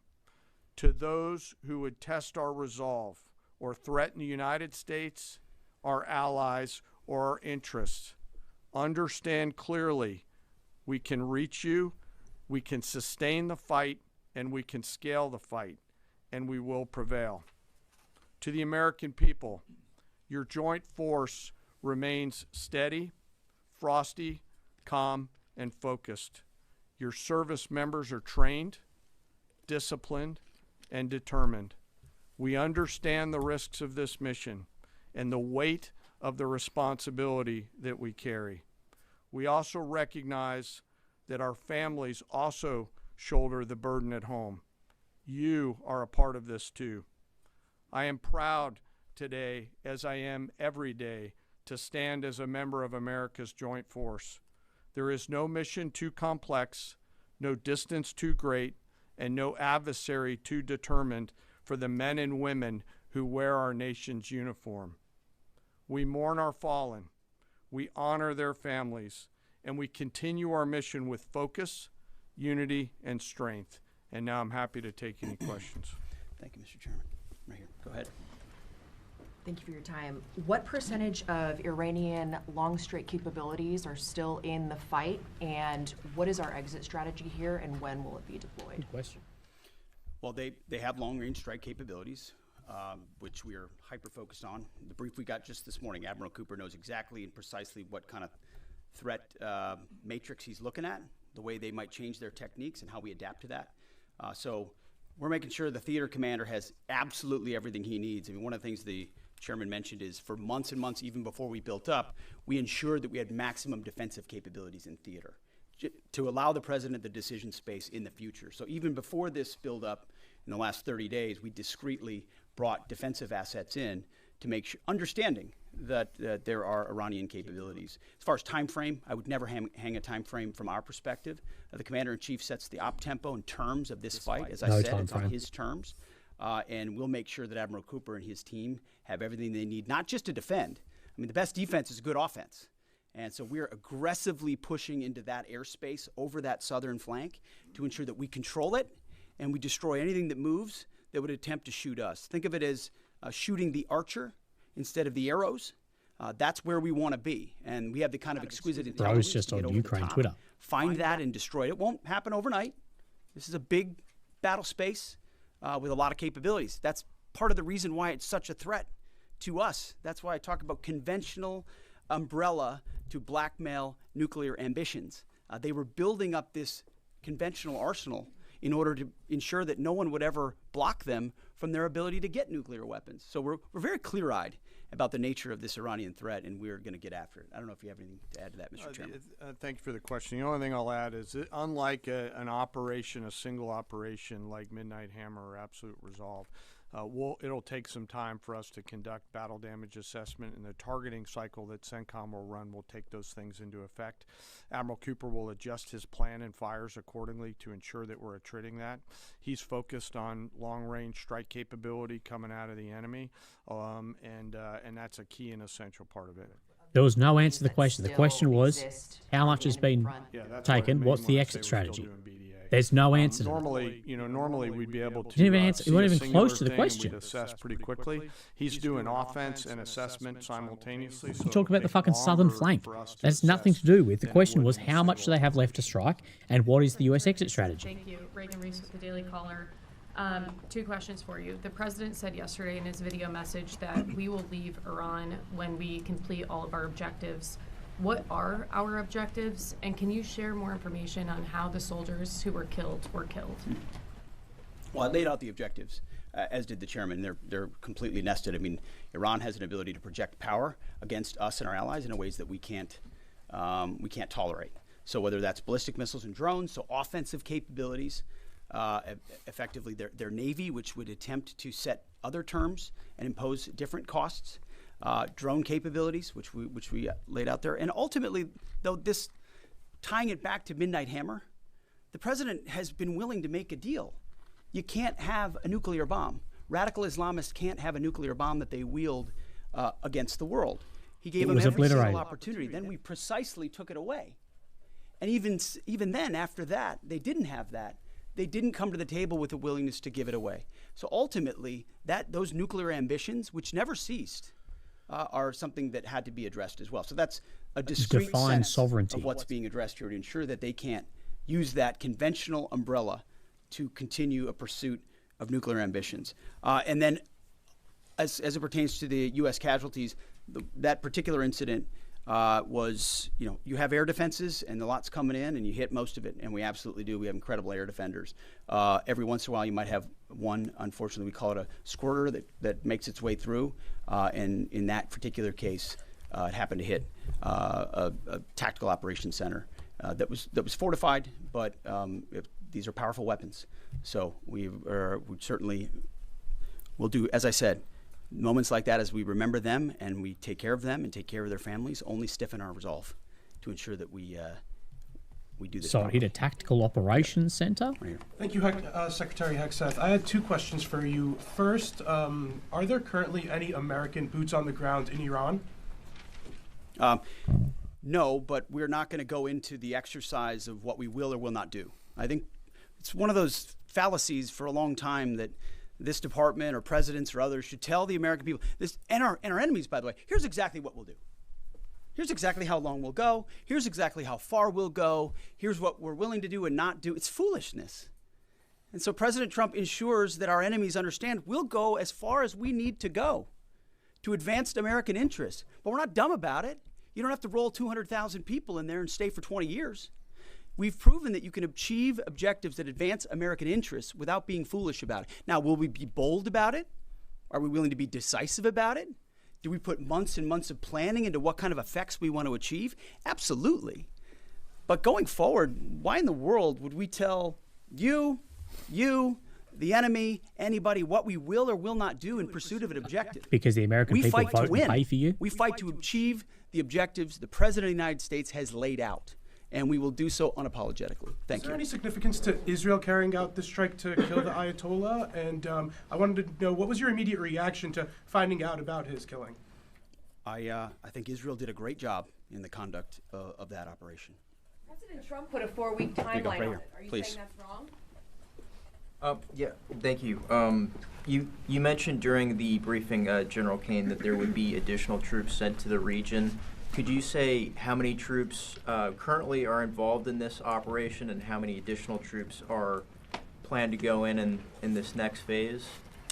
I don't want to talk specifics because that would tip the enemy off. We have more tactical aviation flowing into theater just based on the time it took to get it out there. I think we're just about where we want to be in terms of total combat capacity and total combat power for Admiral Cooper. One of the things, though, that a commander, he'll consistently assess the trajectory of the campaign. Is he on or off trajectory? And then make an ask of the joint force, which will then develop options for consideration by the Secretary and the President to either increase or in some cases decrease the amount of combat capability that we have over there. I heard the question about 4 weeks. It's the typical NBC sort of gotcha type question. President Trump has all the latitude in the world to talk about how long it may or may not take. 4 weeks, 2 weeks, 6 weeks. It could move up. It could move back. We're going to execute at his command the objectives we've set out to achieve. And what he has shown an ability to do that other presidents can't quite seem to have the aperture to do, well, I mean, Joe Biden didn't even know what he was doing, is to look for opportunities and off-ramps and escalations for the United States that creates new opportunities to execute what we need on our own timeline. So you can play games about 4 weeks, 5 weeks. He has all the latitude, and I'm glad he does, because there's no better communicator than our president expressing those things. To the Daily Mail. I've been in meetings with the president for the last 2.5 days. We know exactly where his headspace is, and he will communicate as he should exactly what he would like, and we will follow those orders. And I think everything he said on that is right down the middle. Chairman, did you have Absolutely. evidence Yes, of right there. Iran Yes, sir. strike first? Thank you very much, Secretary. I left my hometown of Sakis in Iranian Kurdistan in 1996. Can you promise that I will be able to return home safely this year? And I have a following question too, please. I appreciate the question. I'm not here to place guarantees on that, but I think the message the president has given has been clear. To the people of Iran, this is your moment. The world was seized by these crowds, and then seized by the reality of this regime killing tens of thousands of innocent protesters. So we saw the nature of the regime yet again exposed. We saw many of the Iranian people seek a change there. This is their moment to take advantage of it, for sure. Secretary, you served in Iraq and know that no American soldiers were killed in Kurdistan. The Kurdish people are very pro-American. Will you continue protect Kurdistan and Peshmerga as loyal ally of the United States? Why I'm asking this question? Because now Kurdistan is under attack by Iranian drones and by proxies in Iraq and on the region. I think I can speak to allies generally in the region who we've been in constant communication with. We've been standing shoulder to shoulder with them, and we appreciate their capabilities. Absolutely. Yes, right here. Hi, thank you. Cameron Arkin with the Daily Wire. My question is about some of the domestic threats, if any. AKA Ben Shapiro, Any Daily Wire. concerns about Iranian sleeper cells and kind of what has the Trump administration been doing to kind of monitor these Well, threats? across the interagency, in full coordination. Of course, we're paying attention to any potentialities there. This is a former regime, a regime that seeks to export that ideology and try to sow terror. We're ready for that. We've seen these types of folks before, and the American people can rest assured that we're vigilant on that. Right here. Secretary, thank you. Kind of a follow up on that last question. There was just this, what appears to be a terrorist attack in Austin yesterday. How does that change the operation at all? What effect does that have? And It doesn't change the operation at all, and I know the authorities are executing exactly the way they should. Secretary Hickseth, and one for Chairman Kane as well. I understand, to your point here, that you don't want to broadcast everything for our adversaries to hear, but the American people also want to know what they're sending their men and women to war for. Is there a concern of this spiraling into a longer war? And then one for the chairman when you're done. Did you not hear my remarks? I mean, we're ensuring the mission Fuck gets off, accomplished. cockhead. It's a question. But we are very clear-eyed, as the president has been, unlike other presidents, about the foolish policies of the past that recklessly pulled us in to things that were not tethered to actual clear objectives. So we know. We have plans, we have generals, we have chairmen, we have commanders, CENTCOM commanders, Admiral Cooper, who's executing very deliberately to ensure outcomes that I laid out are accomplished. But we would never, in front of a press pool, lay out how long that may take. The mission for our warfighters, which is what matters to us, is very, very clear. And they're executing it right now violently. And just for the chairman quickly, I have one for the chairman. You said this is not a one-night operation. It will take time to achieve the goals. What would be the goal line here for you? I think the Secretary laid out the military objectives, and that's what we execute against. Is No, they military didn't. Objectives. Last one right here. Uranium is. Thank you, sir. As you've said, there are a large amount of U.S. service members that are in harm's way right now. What is your prayer for them? First of all, my prayer for them is that I do pray for them. My wife prays for them. Our family prays for them. Our cabinet prays for them. None of this is done on a whim. Having been in their boots, having been in their shoes, having been in their flight suits, I know we think about them with every decision that we make and every recommendation that we make to the President of the United States. Those recommendations are made prayerfully. And when I pray every day for them and for this mission, I pray simply for the biblical wisdom to see what is right and the courage to do it. It's going to take courage to follow through on this. There's going to be a lot of noise, and we pray for that, and we hope all of you do as well. Thank you very much. Appreciate it. Thank you.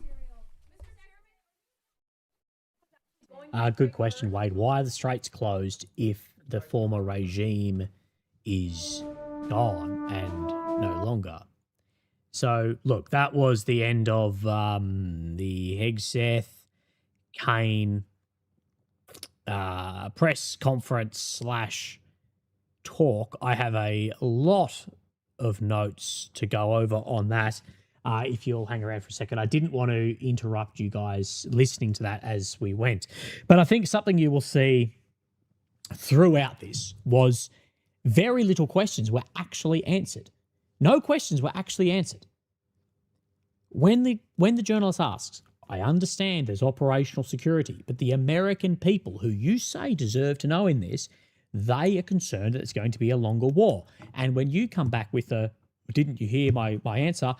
We heard your answer. You didn't answer the question, mate. That's why the question was re-asked, because you never gave an answer to this.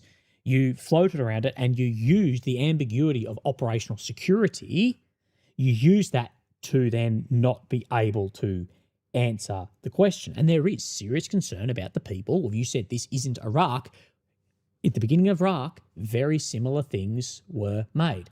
Also, in our flight suit, mate, you went on a joyride that cost the taxpayer probably a couple of $100,000 in a flight suit. So, no, but the question wasn't actually answered. And to speak back of, well, you didn't listen to my answer? Well, no. So we're going to go through many of my notes here. We'll go through Hegseth, then Mr. Kane, General Kane, and then we'll go through some of the answers to the questions. So again, what we keep hearing is, again, we will never get away from the weapons of mass destruction nuclear narrative. Even himself said that this was obliterated in Midnight Hammer mission. Well, then if Iran has the capability to have a nuclear program obliterated and then rebuild within 6 months, their nuclear capacity is better than Russia, America, and China combined. Now, he keeps going. The biggest teller in this, I believe, so I'm just going to be crossing off things as I go, is regime change, regime change, regime change. He keeps saying this point. What do you and I know about regime change? We know the one-man fallacy is very, very popular. A regime does not sit with one man. The regime in Russia does not sit with Putin. The regime in Ukraine does not sit with Zelensky. The regime in MAGA does not sit with Trump. If you knock out the person on top, the whole thing is an ideological, holistic nature of movement that is occurring. Especially this is doubled down when you talk about a theocratic state like this. It's not cutting the head off the snake and the snake dies. How many times have we taken out the leader of IS, of the Taliban, of Hamas, of this, and we don't see a change? Why? Because in ideological extremist organizations like this, it is not represented by one man.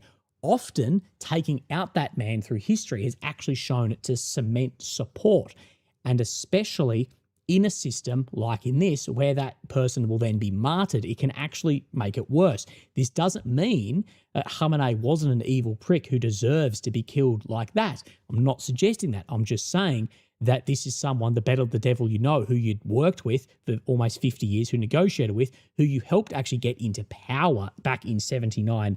Also, the idea that the regime has been changed, that is bullshit. The regime has not been changed. If the regime has been changed, why are there then missiles being fired, aircraft being shot down, Hormuz Strait has been closed, sleep's being hit? Why is that still happening? So the idea of this, he has tricked himself into the one-man fallacy, which is very, very common. As we speak on that, that is why the worst possible decision the Kremlin could make is taking out Zelensky. That would be the worst possible decision because of the amount of support that would cement within Ukraine, cement within partners, cement within the military, and view an existential threat.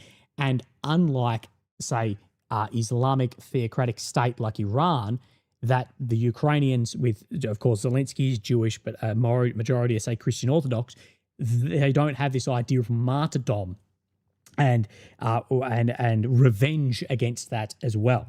So this idea that has changed, dangerous. He keeps going, we had a deal. Again, the deals always seem to be on just ridiculous terms. That's why I said define sovereignty, and these deals tend to be ripped up. Keeps talking about America first and the ability to project power of Iran onto America. Iran had no, let's not talk BS. Iran did not have the power to project power onto the US. Speaking of that, we've destroyed Iran militarily. Again, it is too early to tell that they can never have nuclear weapons. We've heard that for a very long time.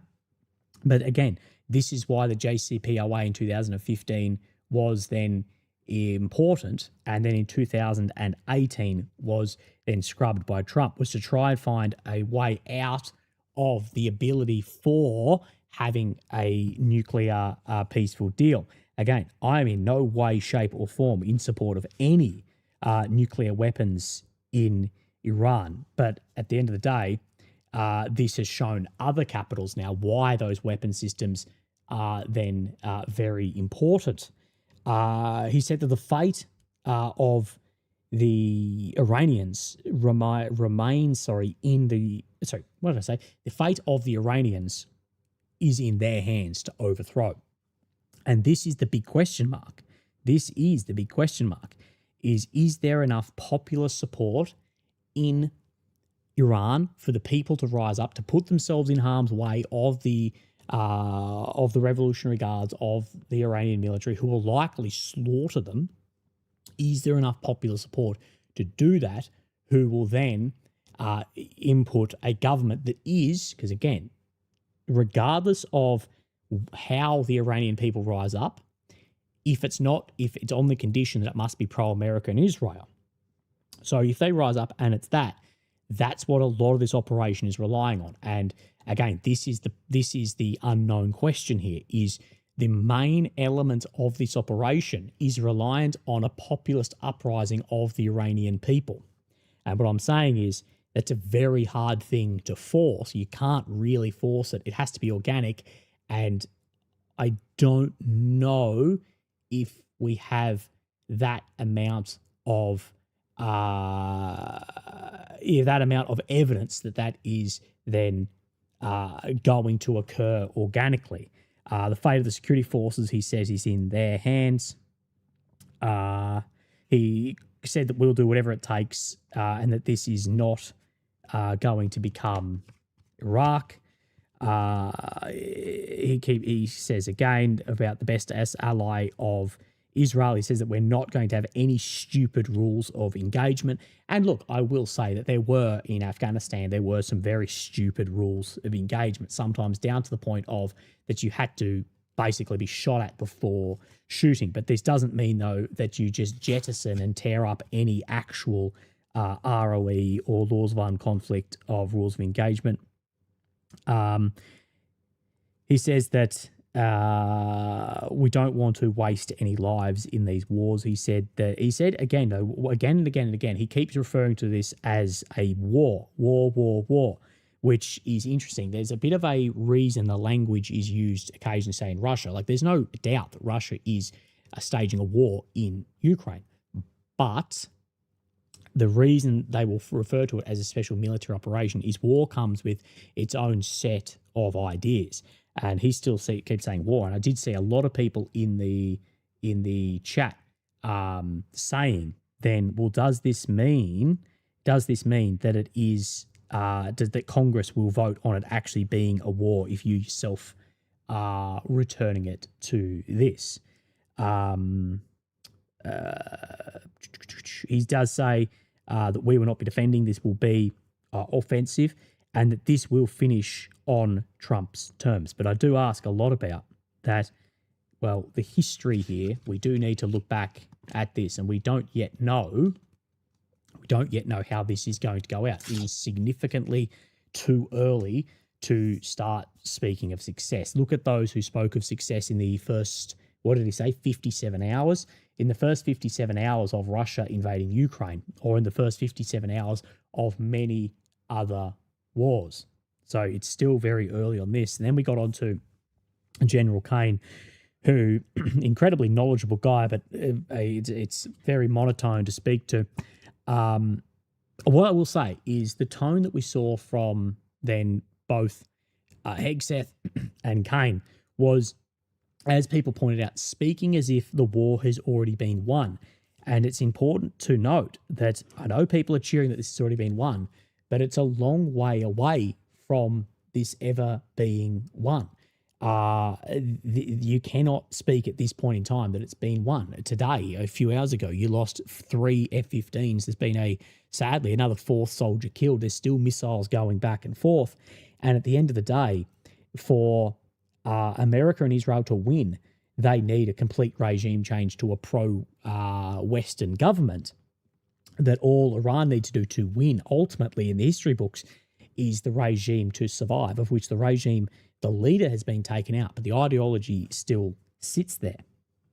And he did say that the objectives will take time. He also said that we will take additional losses through the war. Now, he does speak a lot too, Kane and Hegseth, about that we are participating in major combat. And I do sort of question about these combat, because these soldiers were killed in combat. It'll be interesting to see. What is really defined by combat. Are we going to see boots on the ground fighting? Alexander said, welcome to level 1, Mini Willie. There wasn't the one in Shagred in 1979. The Supreme Leader died in 1990. But I'm talking about ideology and ideas, because at the end of the day, these are representatives of. Again, speaking of the ability for Iran to reduce the ability to project power and also project power upon the US. Now, did Iran have the ability to project power? Yeah, it did, as we've seen by these strikes. To project power upon the US, well, kinetically, that's a stretch. And that we want to destroy the ability for them to conduct any of these operations. He says that this is just the beginning. We're 57 hours in. And that we did have B-2 Spirit bombers, of course, the stealth bombers, targeting underground facilities in the opening days. And again, we did have them. We did have those again overnight, I believe, as well. He also said that there has been a number of combat firsts, but can't speak on them. He also did speak that then the defensive air defense systems has worked as required, as well as the defensive capabilities and the batteries of partner nations too. And what I'll say is I think the amount of strikes we've seen on US facilities in Bahrain, in Iraq, in other regions, as well as strikes on partnered Gulf nations, that the air defense net cast over those has been less than perfect. There's been a hell of a lot of hits so far. He did clarify the F-15E, of which times 3 were lost today, was not, he specifically said this was not to hostile fire, but that there is still investigation going on to this. Now, what I will say is there's still a lot of questions I want answered about those F-15s, because you lost 3 of these air dominance fighters with an unbelievable track record. 3 not hit, shot down all around the same time. Now, if that is Kuwaiti air defense, there needs to be some questions asked. Is it American air defense? Questions asked. There's a lot to go over of that. Just before I keep going, Nathan Mosier in donation says, how will this affect global events if this war lasts longer than Trump's timeline, which is probably, unless Congress stops Trump from going. It'll affect huge global events. It'll affect who are partners with who. It also will massively affect things like gas and oil. It'll be a lot. Kane does say that America does uniquely have the ability to project power anywhere in the world, and that is true. America uniquely and has shown many times the ability to project power to many corners of the earth, and the logistics of the American military is unbelievable. And Kane does finish with that we do understand the risks. Now, this is where then we got into the questions, which I don't know how you guys feel about this, but I don't feel like there was really any questions actually answered. Like, there were some tough questions. I think the first one was very good. The first question was, how much offensive capability is actually left in Iran? Like, what is left to hit? And then what is the exit strategy, or then the off ramp here? That is basically the question. And what I will say is there was no time frame given, and there was no real answer to exit strategy. Again, this is being left purposely very vague around reduce the ability to project power, etc. Right. The question of Trump said that we will, they have the objectives. What specifically are the objectives was answered, that they have the capability to project power against us. And therefore we have lost people due to he called it a squirter, which is typically when you have like a combat operation and someone is able to get away. He refers to that of a missile coming in, that it did hit a tactical operations center. And that's where I believe we saw 3 casualties, if that's what he is meaning. Now, one of the most popular, or one of the most intriguing questions to myself was the third question, I believe, of will we see American boots on the ground? Now, he basically says no, but we will not say what we are not prepared to do. So currently he's saying there's no boots on the ground, but then we're not prepared to say what we won't do, and we'll go as far as is needed. And this is this part that will go as far as is needed is what if in a month we continue to see strikes tit for tat that is going on currently. What if we come to the point of which to actually do further operations is going to be groups on the ground? What happens at that point? Do you think the US is actually prepared to put boots on the ground in this war? It would be unbelievably unpopular, but as I've said, I think that there is a large chance that could end up happening. If we look at the history of strategic strikes influencing this exclusively, the case study is not very strong. Also, there is additional troops being sent into the area of operations. The question was asked that Trump did give a 4-week operation, of which Hegseth did push back against pretty harshly. And he did say that Trump will do whatever is needed. He will reduce, he'll extend, he will change whatever is needed. And basically giving like pre-warning, if you will, for mission creep and what is going to occur here. And this is what I spoke about before, about you need very clear end state. This is one of the most important parts for a military operation is what is the end state. And I hope that the Americans have a clear end state in this, because the reason something like Afghanistan went to shit was there was no clear end state. This is what we want to achieve, and that's it, without creep forward and forward and forward. If that becomes impossible to achieve or too expensive to achieve, then you start looking for other areas to claim a victory. And that's what happened, was that mission creep, moving goalpost, impossibility of end state with Afghanistan, for instance. So what is the clear? Is it obliteration of nuclear facilities? Well, is it destruction of missile capabilities? Potentially. Okay, those can be done strategically. The rising up, and this goes on to the next answer of the question, I believe the 5th or 6th question, Hegseth replies with, for the Iranian people, that this is their chance.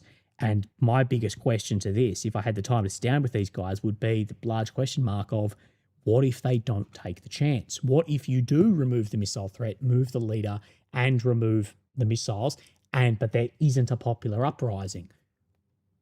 What then? Or is it allowed to decay into chaos, because that chaos will never produce another ballistic missile system, drone systems, or nuclear? And is that actually an outcome of which you'd be happy with? Question was asked about sleeper cells and that this is being monitored. We know there was a terrorist attack in the US today. And again, harping on again about former regime. Again, there has been a secession plan that we do believe has been put into place. And at this point in time, it does appear that Khamenei has been killed, martyred, and replaced. Again, we need to remember that this was an 87-year-old man. There was highly and very likely, anyone could see that he was going to be killed, that it was likely that he would have to be replaced at some point. So this is the question. That's the question. I have no doubt that the US can remove leaders, can destroy missiles, destroy nuclear facilities. I have no doubt in that. It's more successful overthrows against power really has to be popular organic. And that's a dangerous thing. You're relying on, and it needs not only that, but then the condition of that needs to be in favor of America and Israel. My question is, what if that doesn't happen? What then occurs? Or are you prepared to go, we gave you a shot, we're backing out? Are you prepared to do that? Because if you do that, which may be the decision, if you do that, you need to be prepared for a massive amount of powers around the world to say that then you lost. If you go in and you explain it of, we gave you the best shots in the world, we removed your radical leadership, we took out the missiles, we took out the drones, we took out the Navy, we took out the nuclear facilities. You didn't rise up. We gave you the chances, so we're pulling back out. Now, you and I may be able to go, that's the situation. How will other states see this? The other states will see that therefore that's a loss. And that's why the forces like this have an easier time of claiming a victory than the offensive nature of overthrow. There's a lot in that. I hope that unpacks a little bit of it and adds some bits to it. But again, were we ever going to get anything? Not really. Maddie says, wow, one of the most hypocritical speeches I've heard. Substitute Iran for the USA. The USA for Israel's speech made perfect sense. For me, he says, nothing but propaganda. Thank you for the donation. Brother, sorry, I haven't been missing any of the... I've been missing a lot of the chats in here. Apologies. So there's a lot to go over. There's a lot to go over. And I'm also not in favor of the Shah coming back into Iran either. So, and I have a lot of people calling me a Shah simp, blah, blah, blah, blah, blah. I'm in no favor of the Shah coming back in also. In no favor of that. There was a reason why that got overthrown. You know, that's one of the hard points in this. So it's a very difficult situation. There's a lot of moving parts. And the thing is, I see that there's a lot of moving parts of which the America can give a push, they can give a nudge, but they can't force. America can force destruction of facilities. They can force sinking of ships, but can they force a brutal, bloody, popular uprising? No. They can give opportunities. They can present opportunities. Can they do it? No. 20 years of war in Afghan could never form then a popularist, acceptable government. It's difficult. Leon says, in topic of foreign policy track record, what's your opinion of the Kosovo situation? Justified. I've never heard you talk about it. Leon, look, I'm not educated on that situation enough to speak on it, but I know with everything, there's a hell of a lot of nuance to be added and ways to see one way or another. Sorry, to Palso, he said, I wasn't talking to you, I was talking to another guy. Apologies. So, look, that's my take on it, if people are interested in my 2 cents. I saw someone said offer solutions, not commentary. Again, I'm not. If I was offering solutions, I would be in the government, not on here. But I quite often offer what I believe to be solutions to things. And my biggest solutions to radicalism and regimes is looking at what worked against communism in the 20th century. And when we look at communism as an ideology of which America and the capitalist countries wanted to overcome. What worked best? Okay, what did not work, what we know didn't work, was forcing change. We know that didn't work. We just know that. It didn't work. What worked was attraction to a market economy. What worked was look at the fruits of having a capitalist market, democratic, liberal economy. Look at the fruits of this. Of course, you can actually argue now that that isn't as attractive as it was through the 20th century with the issues of which are growing. Okay, but for the sake of it, we need to learn the best way to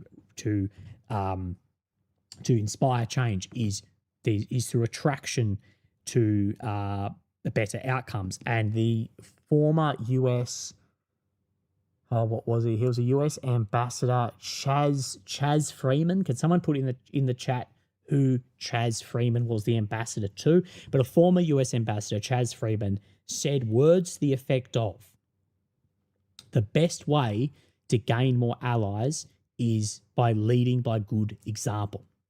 And that is how the most success in parts like this are working. So, yeah. I don't know. It's difficult. It's difficult. There's parts in this that can't be done through the end of a barrel. That's one of the problems. And not utopians. Well, there are utopians. The whole MAGA thing is a utopian cry. So, Chaz Middle East. Yeah, he was a country in the Middle East. Can someone... would any country retaliate for Iran militarily? No. No, they won't. Russia and China, they are functional partners of Iran. They're not strategic partners. So militarily, no. Saudi Arabia, Ambassador Freeman. Sorry, so Chaz Freeman, he was the ambassador to Saudi Arabia.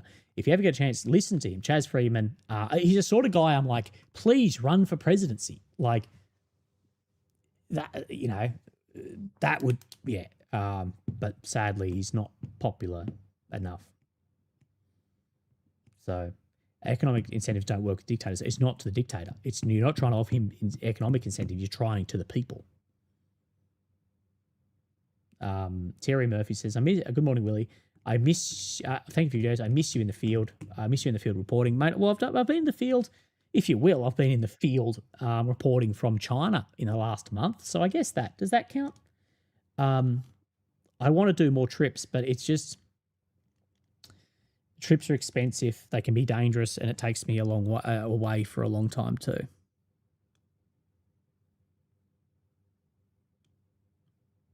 I can't read that, but I've got a message from a friend about reframing the end state. But yeah, I think the end state is going to be changed. Julio Pecoraro, we did the same with China. Thought that economic liberalisation would make them shift towards democracy.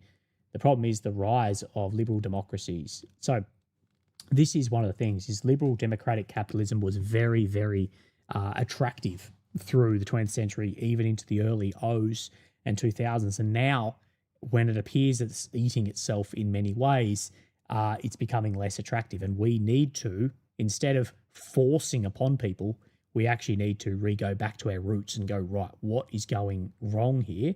What's going wrong? Okay, this is how we fix this.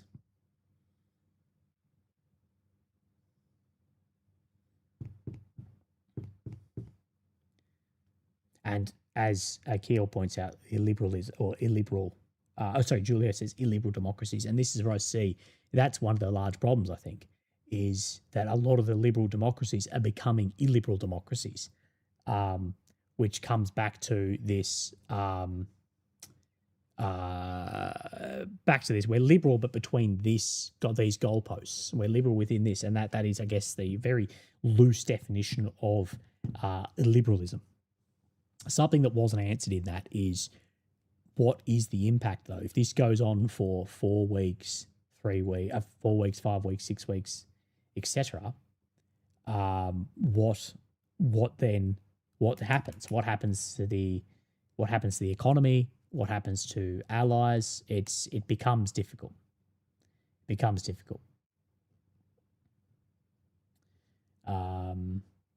Julia says illiberal democracies are not liberal. Lone Wolf, thank you for your donation. Lone Wolf says, off topic, have you tried cannabis oil for cancer?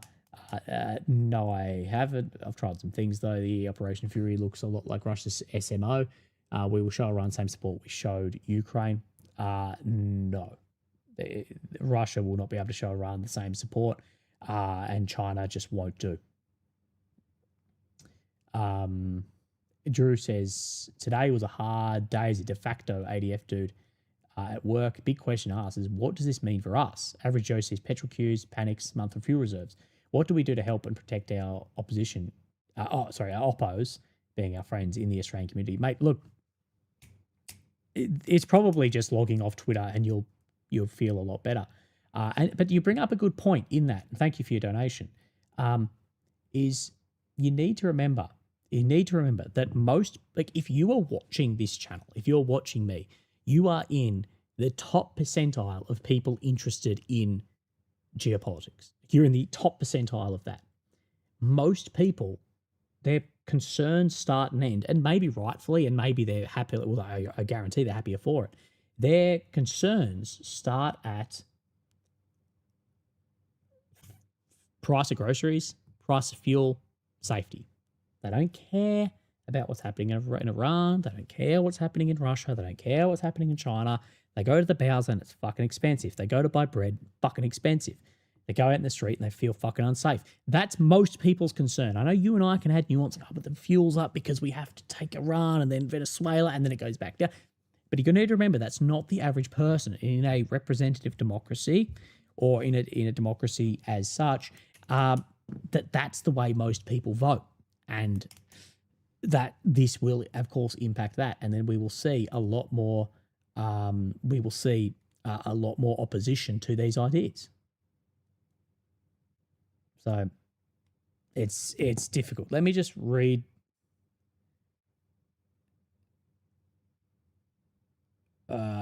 No, I can't read that at the moment. Yeah, so difficult. Why is Lebanon being rocketed? Because the H guys there fired some rockets back across, or allegedly did.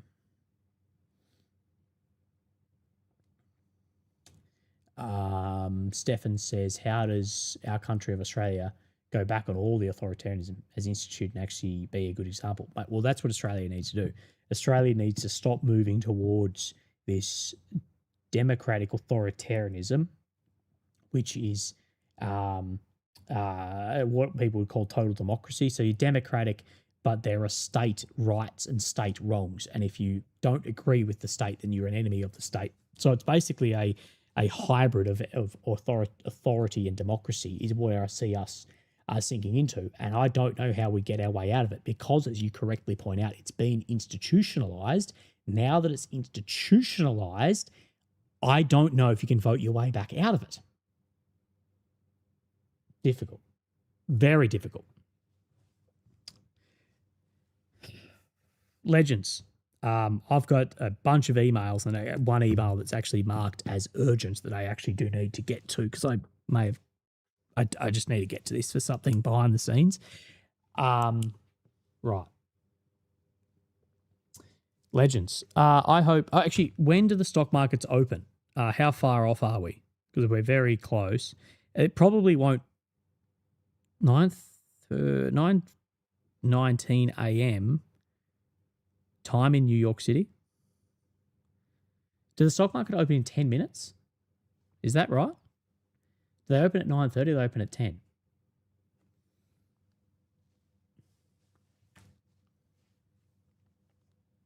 Have been open for... open right now, getting close. What time does the stock exchange open in the US, New York time?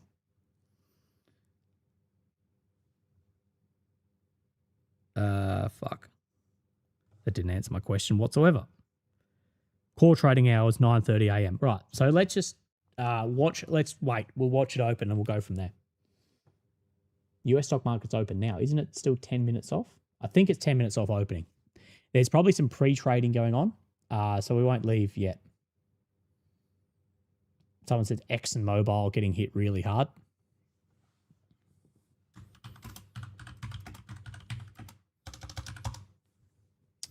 Right. US stock market index. Where's the best place you think to watch this open?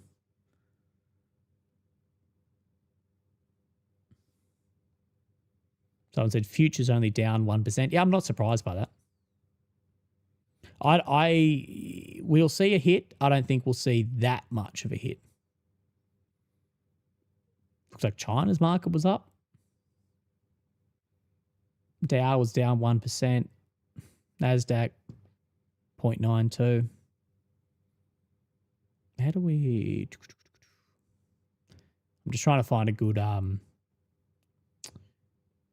like index to show you, or a good website that will show the index. Boomer retirement accounts are going to get wiped. Now, the boomers got us into this mess. That's a terrible Dow Jones. No.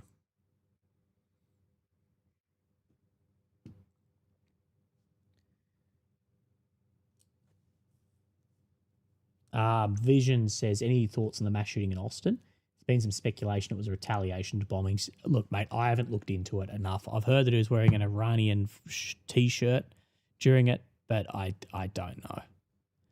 It seems awful convenient.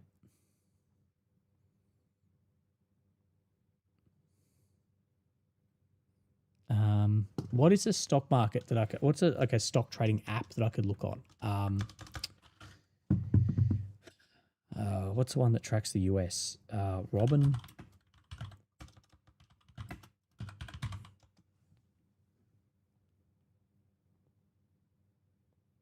Can I just watch markets on this? Damn. I'm just trying to find US trading view.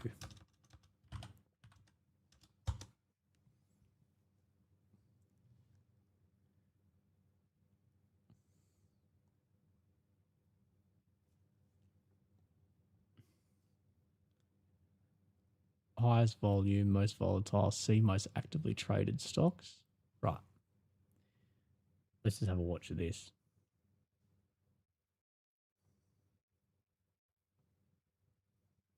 Oh, okay, there we go. Ike White, welcome back, mate. I haven't seen you in a while. Says, I'm on for the girls who were lost at the school. Yeah, shocking situation of potentially over 100 young women lost at a school tragically.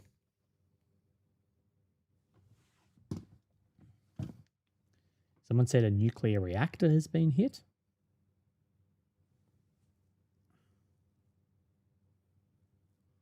Let me have a look.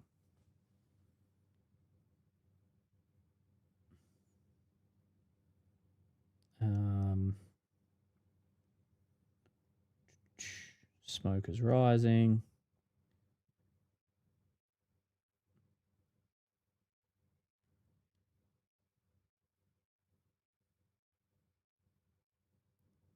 IDF spokesman. Someone said a reactor. I haven't seen that, but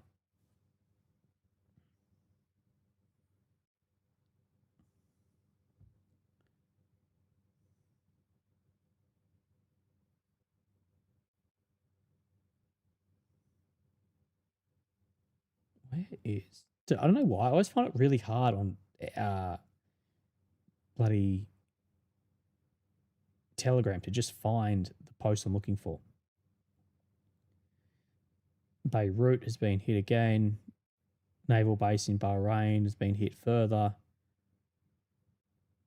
Wife of Khamenei has been killed in the same strike as her husband. I haven't seen it. Someone said about a reactor. I haven't seen anything on that.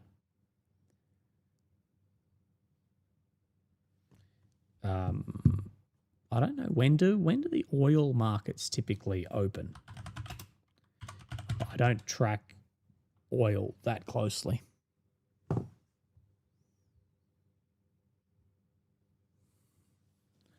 So have a look at this bad boy. Look at, oh, wait, let me move it this way. There we go. Look at this. Fuck yeah. Again, it's up from 26th of Feb. Again, we need to go back a week. So we see this. This is really over the days of war. So we got from 73 to 79. So crude oil's up 7%, they're saying, in the day. Brent, 8. I don't know if we'll have an update on Urals crude. Urals doesn't get updated that often, which is typically what the Russian market is the best way to look at. Remember, Urals crude, so it's 58. The Russians need higher than, what was it? It's low 50s, I think. That's what their budget is based off.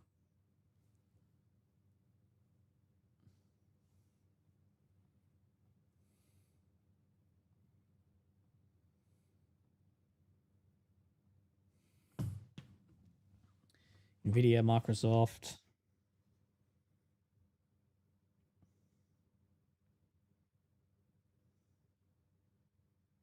Dude, that pilot's looking pretty good for having his finger ripped off.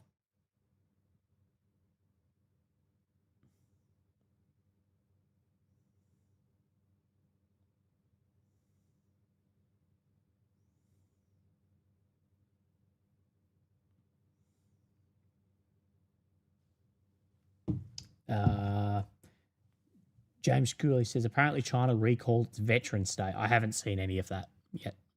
I haven't seen that claim.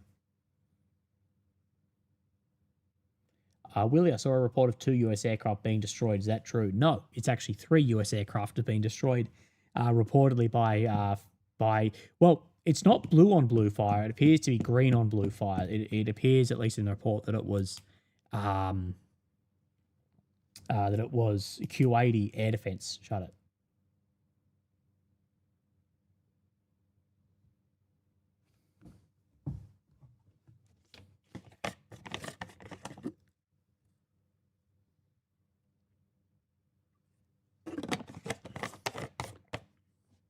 Right, let's see what... Is this over a day or is this over a week? I can't tell. Most active...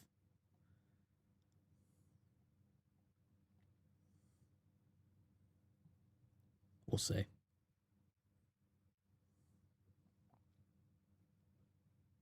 Iran is saying Israel has bombed the Natanz nuclear site. Potentially so. Remember Natanz, Fordo. Remember all of those from the 12-day.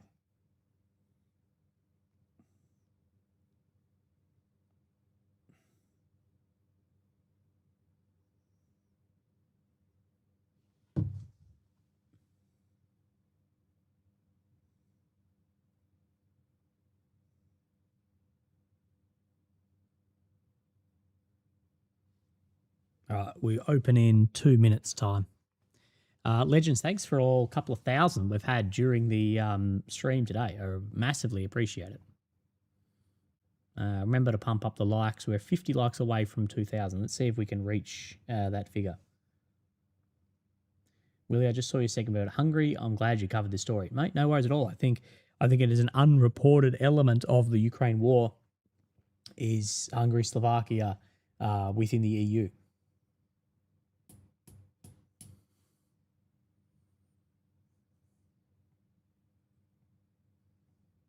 I can't change any of these. Look at the PE ratio, price earnings of Tesla compared to everything else. Actually, I don't know if you can see that. Apologies. I'll make this smaller.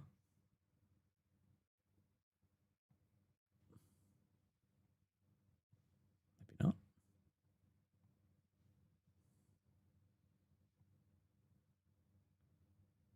Just, no. Let me move this across. This is what I was talking about, the PE ratio. This is Tesla here.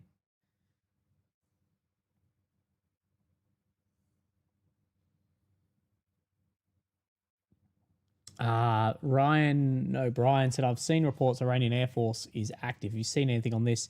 I did see an image today that there was Iranian air fighter jets in the air.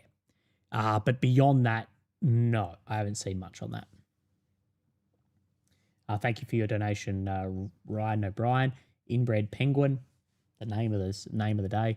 I can't begin to explain to people how the war in Ukraine is more complex than Putin bad. They simply don't believe it or care enough. I don't expect them to. Daily war updates aren't normal. If you simplify it to that, you're going to obfuscate every answer from there, and you're not going to be able to actually correctly analyze what's going on. Love or hate Putin, he's very, very calculated.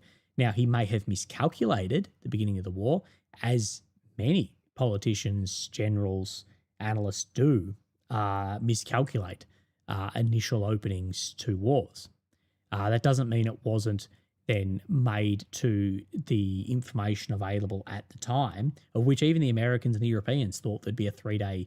Like, for the Russians to believe that they would overthrow Ukraine in a matter of days was the correct answer given the measurement at the time. Now, of course, in time, we know that isn't true, but the Americans came to the same conclusion, the Brits came to the same conclusion, Russians obviously came to a similar conclusion, and it hasn't proven to be the way, but it doesn't mean that the rationale was off.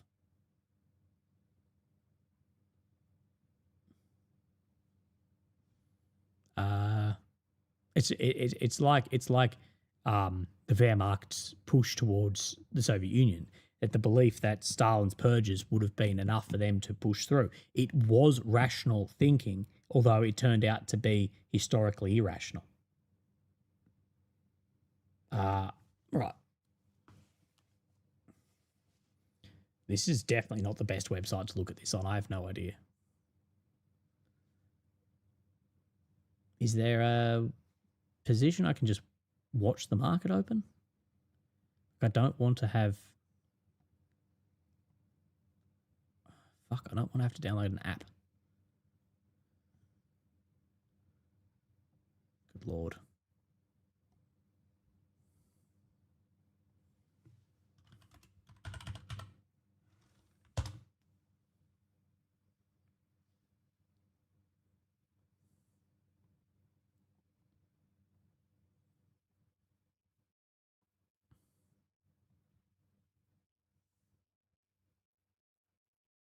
All right, okay, this might be the best we get. US market index, US 30 down. This should be for today, down about 1%. The US 500, 2000, US 30. Of course, this is heavily AI weighted in these large market cap. Trading Economics is the best site. Right, well, that is what we're on. Right, so we're seeing in the opening minutes about 1%. Again, I wouldn't be surprised to see less of a dip than you'd think that we will.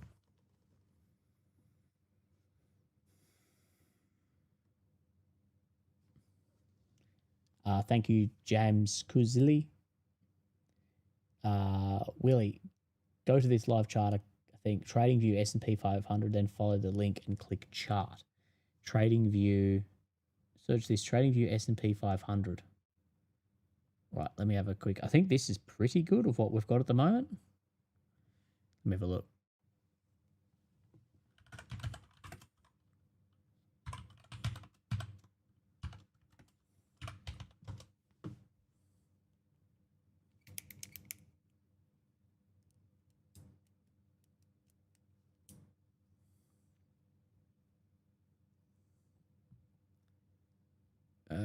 Right, S&P 500 TradingView.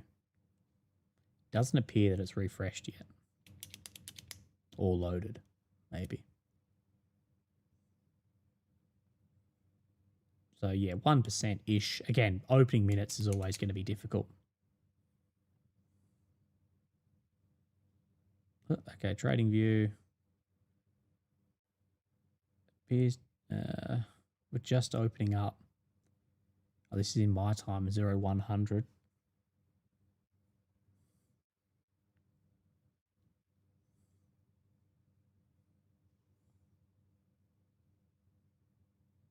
Click indexes and bonds on this. Right, where is that? Oh, here we go. Nvidia, Nvidia's up, Apple's down, Alphabet's down, Meta, Walmart, Tesla's down. Tesla's still up 30% over the year. Visa, Berkshire Hathaway is having a bad day. ExxonMobil, someone said it was really bad for them. That's looking pretty good.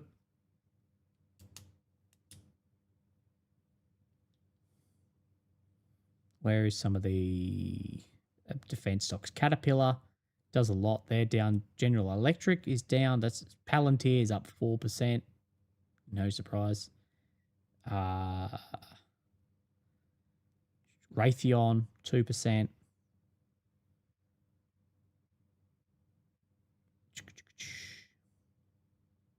Blackstone.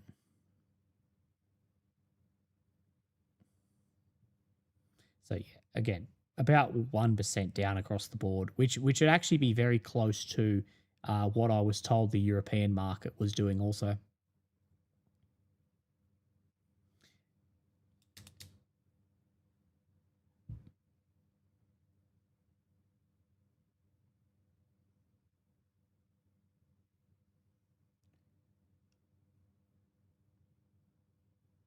Right.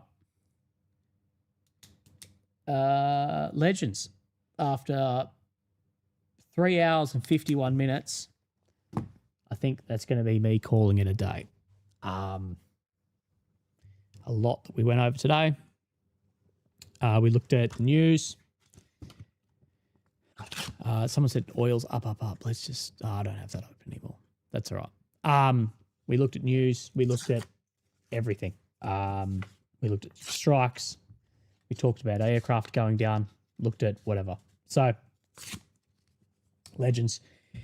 I'm bloody tired. It's been a long couple of days. Stressful couple of days. Right. Legends. I hope you have a fantastic day. Thank you for all of those supported the stream, watch the stream, everything. So, have a great day. Get some rest. Look after yourself. And I will speak to you likely tomorrow. I will go live again. Easy. Legends, look after yourselves. Remember, remain human in inhuman times.